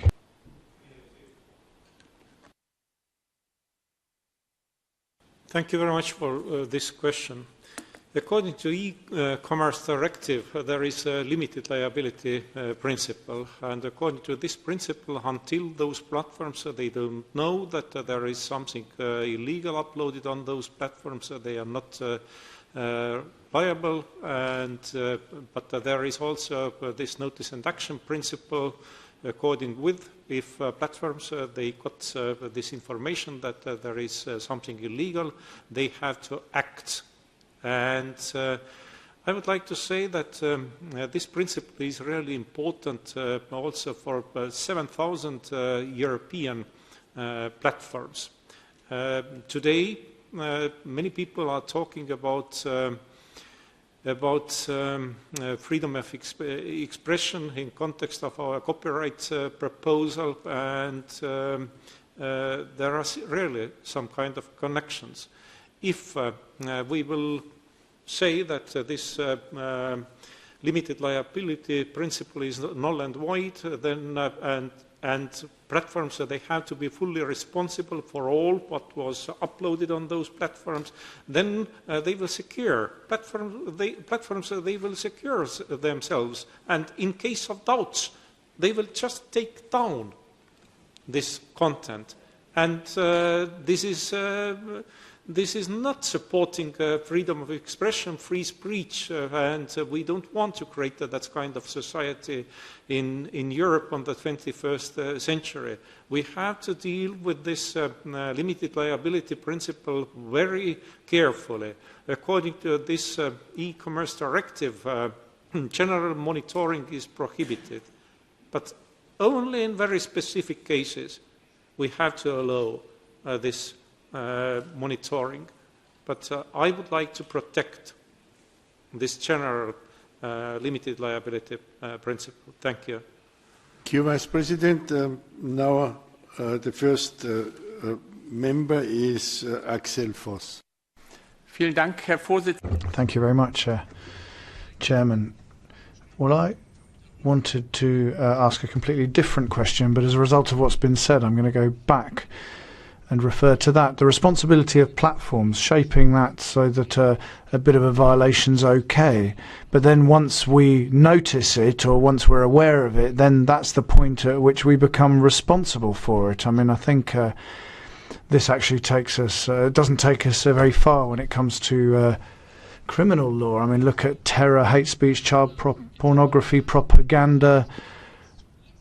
All of this cannot simply be allowed to be to appear, and then the platforms just say, well, it's only once I know about it that I have to deal with it. I mean, that's not really the way to go. So the question, well, in a previous hearing, we saw that it's not rights, more laws, more rules that we need. It's more that we need the implementation of these rules. I mean, on terms of data use, privacy, etc. But all of that is important. I mean, we need the proper implementation of the rules, I think. Who wants to answer? Vice President. Thank you for this question. It's easy to say that let's prohibit all the statements which might be illegal or where there is hate speech. And in Germany, you launched the law already, and as much I know, in some cases it was very difficult to make some difference between political speech and hate speech. I'm Estonian, and as we all know, Estonia was occupied by Soviet Union during the 50 years. I know how efficient those Soviet authorities were in using some kind of preventive measures, how efficient they were in censorship, and with a really efficient censorship, they created even more efficient self-censorship. If stating something you will find yourself in some kind of troubles, then why you have to state? You have to keep silence. And we know what this Ministry of Truth in reality meant in Eastern Bloc. The whole bloc collapsed. So we have to protect freedom of expression, we have to protect free speech, and I'm absolutely sure if there are some doubts, then let's leave some room for those doubts. If we would like to be absolutely sure that nothing connected with doubts, I'm not talking about illegal, will be not there on platforms, then it's a Ministry of Truth. And we know about those consequences. So let's believe in common sense of our people. Let's use technical measures where it's needed, but let's believe also in common sense of our people. Thank you. Thank you, Vice President Birgit Sippel. Thank you very much. I'm sorry, but I have to insist once again what Facebook as a controller did, knowingly going into a contract with an app developer that openly announced that they reserve the right to disclose personal data to third parties, was already illegal under the old law. And I'm sorry, Mr. Allen, it's not enough to simply say to a third party, please don't misuse the data. Now we have the GDPR, and it's even worse with that, meaning it's even more illegal. But I have two questions to Commissioner Ansip. How do you see GDPR and the future e-privacy regulation restricting these practices of social media platforms to mine data, amongst others, for psychological profiling? And a second question, why does the Commission, on the one hand, push so much for certain legislative files to be finalized before the end of the mandate, such as access to evidence, while on the other hand, talking about the protection of people online, about protecting the very basis of our free societies, the Commission seems much reluctant to openly criticizing member states for blocking e-privacy? Thank you. Thank you. As I said in my introductory words, I really think e-privacy regulation is needed for Europe. Today we have e-privacy directive, but implementation of this directive was different in 28 different member states. It means, once again, we have to talk about fragmented Europe. Secondly, e-privacy directive is only about telecom operators. And when talking about confidentiality of communications, then in meaning of OTTs, in meaning of platforms, in legal meaning, confidentiality of communication is not guaranteed today. So, but as we know, last year already 46% of European citizens, according to public opinion polls, they used internet and OTTs for communications. Just last year, during the last year, volume of video calls increased in Europe for 18%. It's a rapidly developing area, but today confidentiality of communication is not guaranteed when talking about platforms. Thirdly, our telecom operators are today quite unhappy because they say the platforms they can process data they have and they can monetize those data, but they can process, I mean telecom operators data they have only when they would like to improve quality of their services. So we said with our e-privacy regulation proposal that yes, telecom operators they can also process data they have, but only on basis of people's consent. And that is something, once again... Sorry, Commissioner, but you must not explain the e-privacy regulation to me. I wanted to know why you are not pushing that we finally get a position of the Council. But, sorry, I'm pushing, and it was me also who launched this proposal, and even today here I'm speaking in favor of this e-privacy regulation proposal. Thank you. Feld, the floor is yours. Yes, thank you, Chair. I would like to, first of all, reiterate the question that was put by Axel Voss, and I didn't hear a reply. What has the Commission done about enforcement? I've asked the question to the DPAs in the previous hearing, but of course the Commission has a responsibility here to see to it that European legislation is enforced and applied and enforced. And I don't know what the Commission has done. Secondly, on Privacy Shield and its predecessor Safe Harbor. That was used both by Facebook and Cambridge Analytica to transfer data to the United States. And I think that would be a very good example of why we are so diffident about Privacy Shield. Now, I hear the Commission arguing that this was all before Privacy Shield, but if that is the opinion of the Commission, I would like to understand what does privacy contain, what provisions, Privacy Shield contain that Safe Harbor didn't have, that makes that under Privacy Shield it would be impossible what has happened under Safe Harbor. Thank you. Vice President? About other commissioners.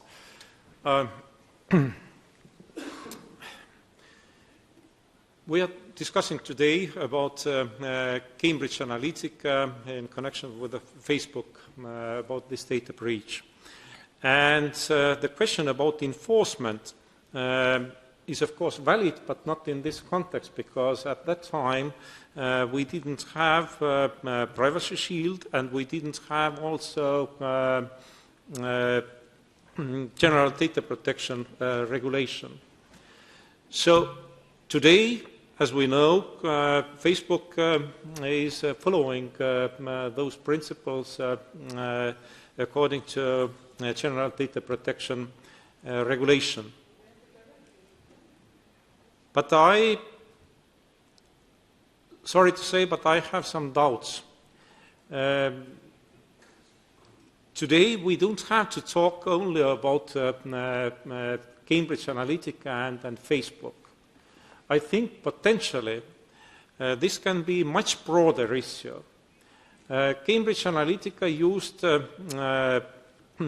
API, application programming interface, and as we know, in today's economy, there are thousands and thousands of companies using also APIs. And those APIs, they can be really beneficial for our people. Well, but what happened with Cambridge Analytica, it can happen also with other APIs.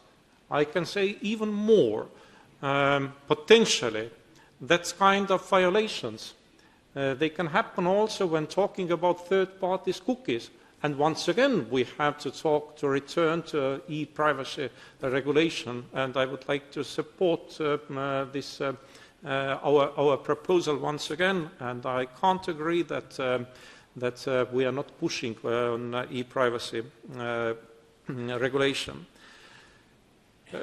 Věra Jourová asked to continue if it's allowed according to those rules, then according to about e-privacy regulation, of course, Věra Jourová has 1 minute. A lot of information. 1 minute? Okay. Of course, we are pushing on the adoption of the e-privacy because it's important for the security in the EU. And law enforcement authorities are calling on having a quick solution which pays full respect to the fundamental rights in the EU. But let me complete the answer on privacy shield and safe harbor. Facebook and Cambridge Analytica were under the old safe harbor system. So the day after the scandal came out, I had a personal meeting with those days commissioner of the Federal Trade Committee, and I asked for swift investigation into the breach of data protection falling under the safe harbor. I did the same thing with the relevance for privacy shield, because if Cambridge Analytica and Facebook will be found not in compliance with the system of privacy shield, of course there will have to be a reaction. But first there have to be investigation on American side and also the reaction on American side. And this is what I'm pushing for. I met 2 weeks ago the new Commissioner, Mr. Chopra, who promised to me to be quicker in investigation. And my message on this is quite clear. If several companies breach the conditions and the rules of privacy shield, it doesn't mean that the system itself is wrong. But we have to discover the breaches and we have to penalize them according to the rules. Thank you. Monica McAway. Thank you. I might have said something which you already discussed, I'm sorry, but I would say what really bothers me. First of all, it's a personal experience. We all have WhatsApp. We know that WhatsApp was bought by Facebook. Facebook is Zuckerberg. Now, after Directive for the Protection of Data, DPR, I couldn't use WhatsApp before I had to push continue. And then I imagined that I will find those possibilities, those options, to which I can say yes or no, beef yes or no, because that's what the directive provides for. Not all your data can be used by anything they want. So you have to say what you want to be used and for what. Now, after continue, being on WhatsApp, the next page was I agree. That was all. So no option to select anything. What is happening with my information, with the information about me. Now, if this is done immediately after this scandal or during the scandal, I don't think, and I hope it's not over. I hope, because we still need to work on it. It's outrageous. So, thank you. And your secondly, your minute is over. Sorry. It's only 1 minute for questions. Okay, I have another one. Yeah, but sorry. To whom it was addressed, the question? I don't know if we have someone from from Facebook? Or? No, it is now around for questions to the Commission. Okay, maybe someone can transmit it. If you think that's not important, I mean, Facebook is what we discuss about. But we have set rules, and I was very strict on the rules. Will be also in your case. So Commissioner Jourová, I think, is probably the person. Well, I see the title part 3, use of Facebook users data. That's what I was talking about. It's the Commission. It's the second part of this hearing, and it is with the Commissioners and not with Facebook. Sorry, you have to.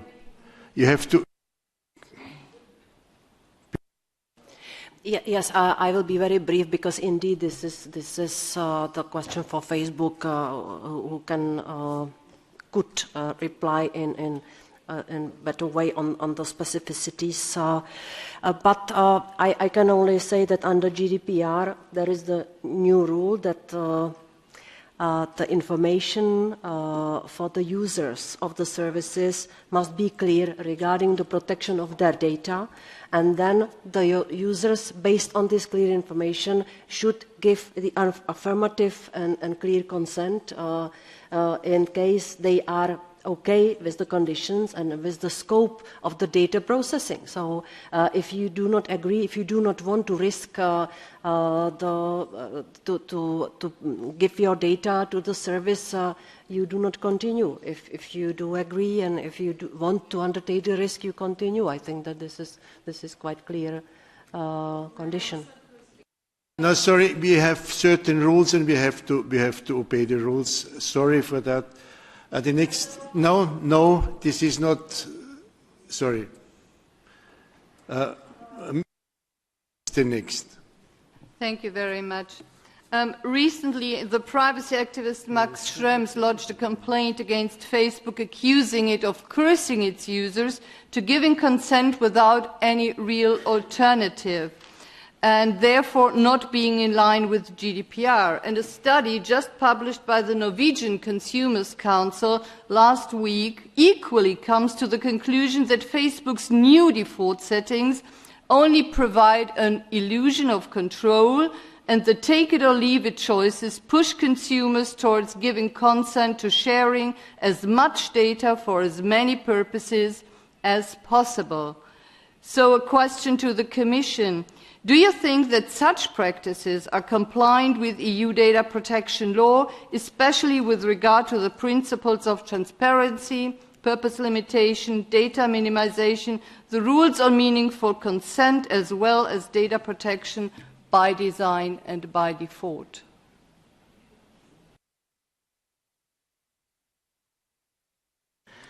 What I think about it may be important and interesting, but I will tell you that this is on the enforcers to check the concrete case and to compare what happened with what should have happened according to the law. And so in these cases it is important to know whether it was before GDPR or after, and then the DPAs have to act in case there is the need to launch the procedure and penalize the company. So I will not make any assessment of the concrete case, because I think this is not the role of the Commission. Thank you. And I have a question, I think, which belongs with Commissioner Ansip.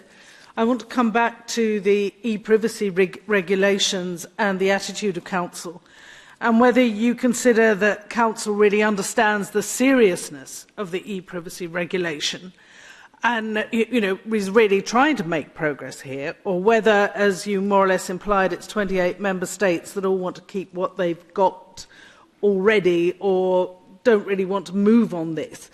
Because I think we're all agreed that this scandal, that recent revelations that Facebook is actually continuing to share user data with Chinese handset manufacturers, for example, reveals a growing concern of citizens as regards their privacy online, and specifically the right not to be tracked abusively and against their wishes by companies.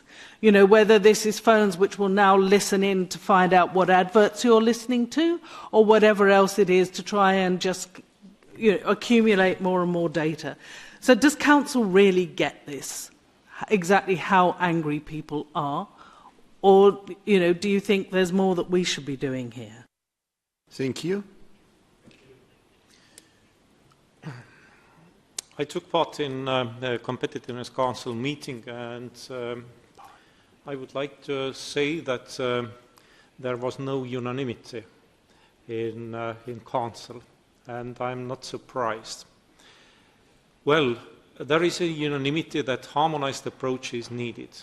There is also a unanimity that we have to respect opinion of 92% of European citizens who asked for confidentiality of communication, also when talking about platforms.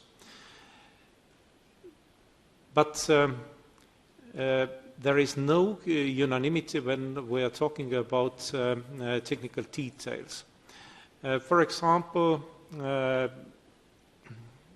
there are many different opinions how to process metadata, for example, how to deal with cookies, privacy by default, or some kind of browser settings. There are so many different opinions. And many of speakers, they said that there is some kind of the general data protection regulation panic. Everybody is talking about penalties, about 20 million years they have to pay when they will not follow those rules. Some of telecom operators, they have some kind of hopes that e-privacy regulation is not needed at all because now we have general data protection regulation, which is a huge mistake because according to e-privacy directive, for example, those telecom operators, they cannot process data they have and to monetize those data, as it was said already, they can process those data only to improve their own services. They say that not all the data are sensitive data, but how to figure out what is sensitive and what is not so sensitive, they are not able to give some comments. So time is over, but we are working with this e-privacy regulation proposal, and of course, once again, I would like to say it's needed for our citizens, it's needed for Europe. Thank you. Thank you. Vice President Paul Rübig is the next one. Ja, recht herzlichen Dank. Thank you very much, and thank you once again for this opportunity to have this discussion. In the European Parliament, we have a STOA panel, a Scientific Technology Assessment Panel, and when it comes to the European institutions, we've actually developed our own strategy, and what we would like to do is, since we have 3 commissioners here, 3 very expert commissioners, we would like to, first of all, acknowledge that, but there are other people missing here. Vestager would have been a good choice of guest, or, our research commissioner. And I'm wondering, what is the communication strategy of the Commission exactly? We've got research analyses, who's actually in charge of that? Do you have contacts with the JRC or the ERT, for that matter, with different research centres? I mean, in the European Parliament, we have actually created a science media hub, and that's a way for us to deal with these aspects from an academic and scientific point of view. So I'd like to ask what the Commission's doing, and President Juncker in particular. Do you have a strategy? Do you have, more focus on academic analyses, that kind of thing, or not? Vice President? So you should ask some questions to Commissioner King, but it sometimes happens. So, thank you very much. Of course, when launching some proposals, a detailed impact assessment is needed, and it's always good to be based on scientific evidence. I'm happy that this Commission proposed to invest much more on research and development on when talking about the next multi-annual financial framework, and also to increase those investments on digital issues. It was a terrible mistake that when 7 years ago it was proposed to use 9 billion years for the digital in Connecting Europe facility. Then member states, they wanted to get this money into their national envelopes. And for digital, we got just a little bit more than 1 billion years. It's not enough. Now, picture will be different. We will have in Digital Europe 9 billion, 9.19 billion euros if Parliament and Council will support this idea. Connecting Europe facility, 3 billion euros to deal with digital issues. Hopefully, from Horizon, from our Research and Development Fund, we will get, instead of 13 billion, a little bit more, at least 15, because this increase will be, according to our proposal, from 70 to more than 100 billion euros, and those investments into research and development are definitely needed for Europe. Thank you. Virginie Rosière. Merci. Thank you very much. I have a question for Mrs. Jourová in particular. At the first hearing of our committee, we listened to Christopher Wining, the whistleblower, and he told us about the details, the threats, the reprisals from Facebook following the revelations of the scandal on Cambridge Analytica, closure of his Facebook account, Instagram account, intimidation vis-à-vis his person and also vis-à-vis the UK journalists who had actually done some reporting on this. Now, as rapporteur for the protection of whistleblowers, there's a text from the Commission, of course, and we have sanctions in case of reprisals. But, of course, the relationship is not the same. It's not an economic relationship. I suppose the users are platform suppliers. It's a change of logic. It's not entirely absurd, but it's not in tune with our text. So anyway, my question to the Commission is the following. What solutions do you have in mind? When you've got a situation where you've got a practical monopoly, how can we make sure that there's no arbitrary use of reprisals or sanctions or other measures vis-à-vis people who are actually acting in the general interest? I'd like to know what the Commission has some proposals forthcoming on that particular point. Thank you. Reuters.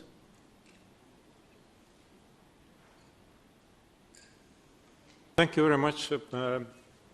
As we know, Commission launched platform to business regulation proposal, and this is exactly about the situations you just described. Sudden, unexplained changes in terms and conditions without prior notice.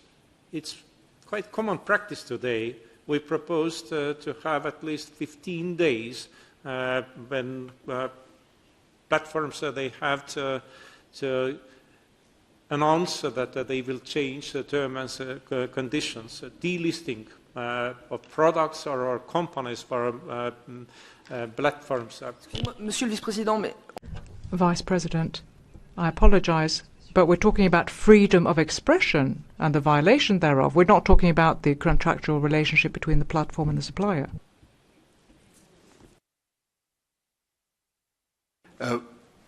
Julian? We have varying situation in Europe, in the media world. I must say that recently I was both in front of the house of Jan Kuciak in Slovakia and then on the grave of Daphne Caruana Galizia in Malta. And I think the first thing we have to say together, this is absolutely intolerable that the journalists are murdered. And it's absolutely intolerable that the murders and violence against journalists is encouraged by the politicians. Because I think that we had several cases in Europe when the politicians did very critical comments, and it works like authorization of violence. So that's something which is endangering journalists, be it public journalists working for public media and private media alike. But what we have to guarantee is the transparency of financing and independence of public media. That's the first thing. The second, full freedom for independent media as the zone where no censorship should be allowed. And the third thing is online world, where every citizen can be a journalist. And that's why, and Mr. Ansip spoke about it, that's why we are defending the world of India, online media also as the zone for freedom of expression. All these things must be guaranteed by national laws, because in the world of legislation, the EU is not equipped enough with the legal competence to legislate on media freedom and on media in general. So we are encouraging the member states to pay attention to the freedom of media and the security of journalists. And we will this year, as my colleague Julian King said, this year in November we will organise a colloquium on fundamental rights, and there will be a strong attention paid to the freedom of the media and security of journalists. I don't know if I replied to your question, but I tried to say something which I wanted to share with you. Thank you. We have to move onward. The next is Paloma López Bermejo. Gracias, Presidente. Thank you very much. Thank you, Chairman. 50 million users' data used for political ends. It's not just an issue that impacts on our individual rights, it also has to do with the democratic process and the quality thereof. So we found out about the scandal, and since then we've noticed that the response from Facebook is really not very reassuring at all.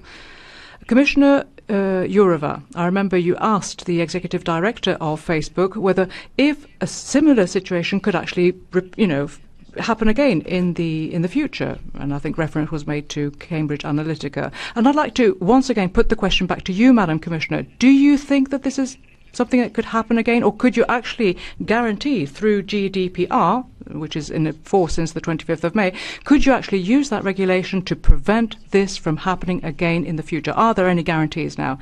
Second question. In terms of the appearance of Mr. Zuckerberg before the European Parliament, that happened on the 23rd of May. Is it safe to say that that was disappointing? Was it irrelevant? Was it perhaps both? Is that a fair assessment? And did it actually lead to more doubts and more questions than we had prior to his visit? And then also, I remember one of the answers given by Mr. Zuckerberg, which wasn't really apposite. I'm wondering whether the European Commission is in a position to make sure that Facebook will not have an undue influence on the European elections. That's my final question. If I may, if I tell you that GDPR will guarantee 100% that these situations cannot repeat, I would be lying, and I decided not to lie. Never, not only in politics. It can happen, but I am sure that GDPR works as a very strong deterrence effect. There are very high sanctions, and moreover, what we have now are united powers of all European enforcers. The data protection authorities work together, and they can also together react very swiftly and precisely on big breaches of data protection, such as this case, if it will be proven, because the investigations are ongoing. So I believe GDPR will be or is a good and strong response. And as you also heard from Mr. Zuckerberg, they want to apply the standards outside the EU, which is a big success for all of us, that we are setting the global standards. On what was the second question? He will do it. But I knew the answer, yeah. If the second part of the question was, are we having a valuable exchange with Facebook? Is it worth engaging Facebook in this way, in the way that you have been doing? I think that there are some very encouraging signs.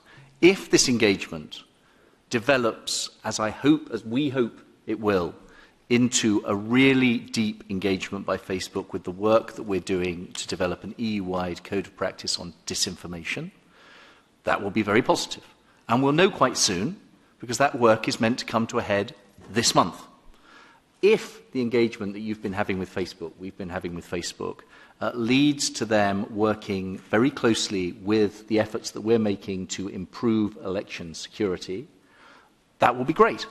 And there's a test, and it's come up in this hearing today. We've heard that Facebook is opening its books to independent researchers in order that they can have a look at how seriously the potential for and the potential impact of attempts to meddle in elections really is. And I think that's excellent. We will see soon, in practice, how that openness works.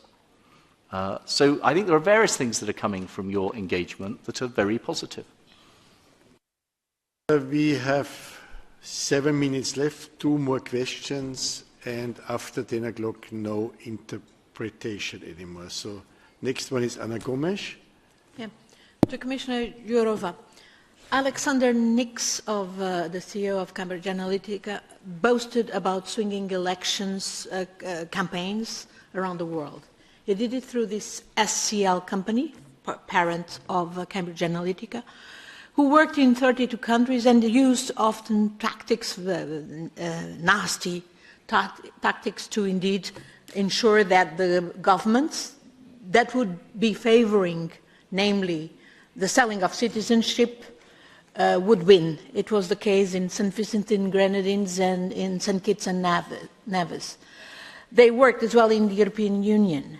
Hanley and Partners is a company that specializes in these schemes for investment and golden visas and sale of citizenships. That was actually exposed by Daphne Caruana Galizia that you just quoted, and that worked together with SCL. So is the Commission investigating and working with Member States to ascertain the level of interference in elections in the EU by these murky companies?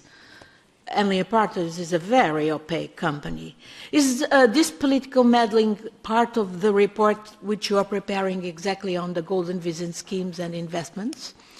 And maybe Commissioner King could tell, what about this guy Alexander Kogan, born in Moldavia, worked with SCL in elections, was the guy involved in the app for... he said that he was not a Russian spy. He is linked as well with the St. Petersburg University. Could he be a Russian tool? Are you investigating that with Member States? Do you need an interpretation, Madame Dominique? Yeah. So I would take also, because afterwards there will be no interpretation available. So please also ask your question and then, yeah. Je vous remercie, Monsieur le Président.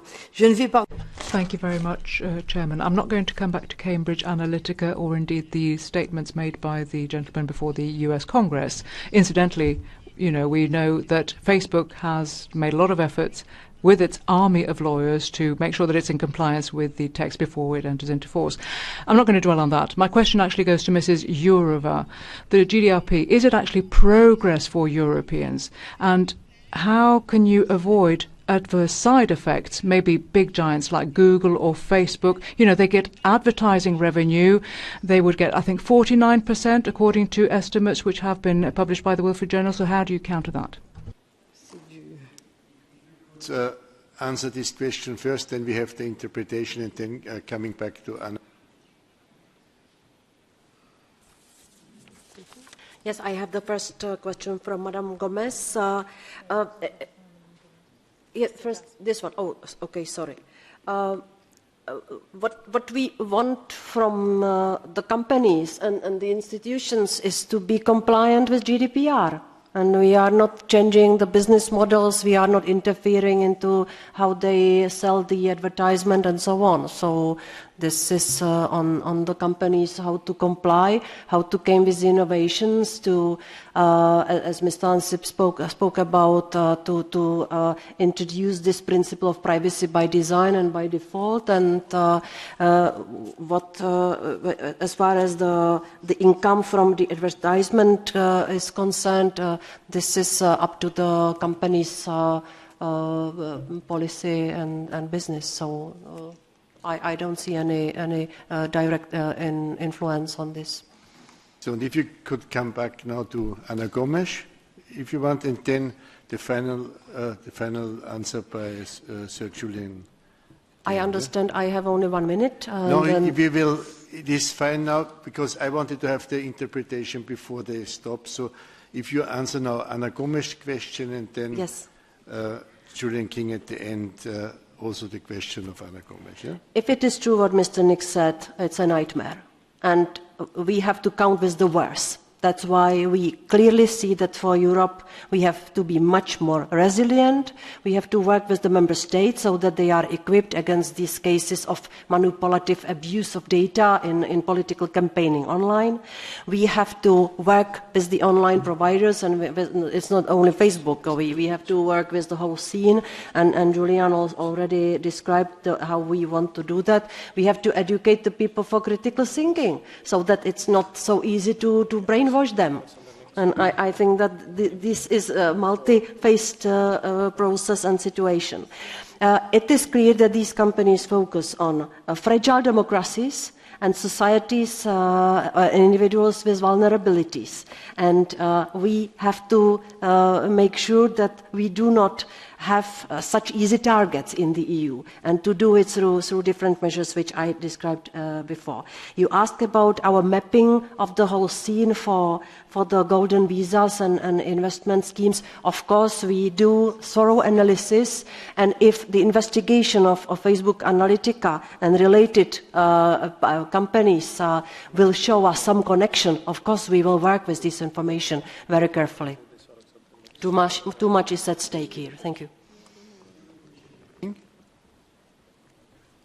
Well, I just want to 100% back up what Commissioner Jourová has just said. And the key thing for us to take away, I think, together, because we're going to have to work on this together, from some of the lessons to draw from this whole incident, are that we have to redouble the work that we're doing to build our security and resilience around elections.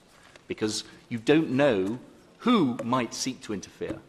But there is, unfortunately, now quite a long track record of attempts to interfere. So we need to be ready. On the particular question about Mr. Kogan, I don't know any more than you can read in the press, I'm afraid.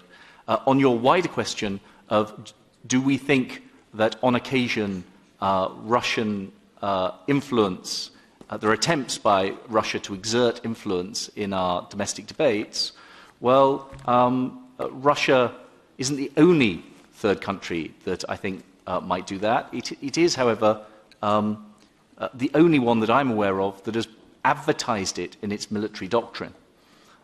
So I think we have to take the risk, the threat of such interference very seriously. This gives me an opportunity to thank this Parliament for the work that you've done, the support you've given to the East Stratcom team, which you know has as one of its roles to map and to document systemic examples of disinformation across Eastern Europe. Most of that disinformation is pro-Kremlin disinformation, including, for example, 31 disinformation narratives around the chemical attack in Salisbury, 57 around the downing of flight MH17. I think they do very good work, and I'm grateful for your support to them. Thank you very much. I want to thank everybody, all the participants during the different sessions, as they have provided us with insight on this scandal, how it has affected. It continues to affect several of our most basic fundamental rights, the invasion of our privacy and of the protection of personal data. We have different competent authorities. They are looking at the several facts of the case, and we expect that they take soon the appropriate, effective measures to enforce the law and to ensure the respect of fundamental rights and needed also dissuasive sanctions. This case has also showed that compliance with the law clear, fair, true and transparent information by companies such as Facebook as regards the methods for processing personal data, tracking and profiling individuals, and the transparency of their algorithms is essential if they are committed to ensure consumer trust. This is a very important message from these hearings. Now it is the Parliament which will decide on the next steps. As a first step, the Chair of LIBE will submit the outcome of these hearings to the responsible coordinators, and there will be then a follow-up of these hearings. There will be a clear and a definite position of the Parliament on this. So it was not just about talking, it's also about activities. Thank you very much, and I also want to thank the interpreters and especially also the staff who prepared all the sessions in a very professional manner. Thank you.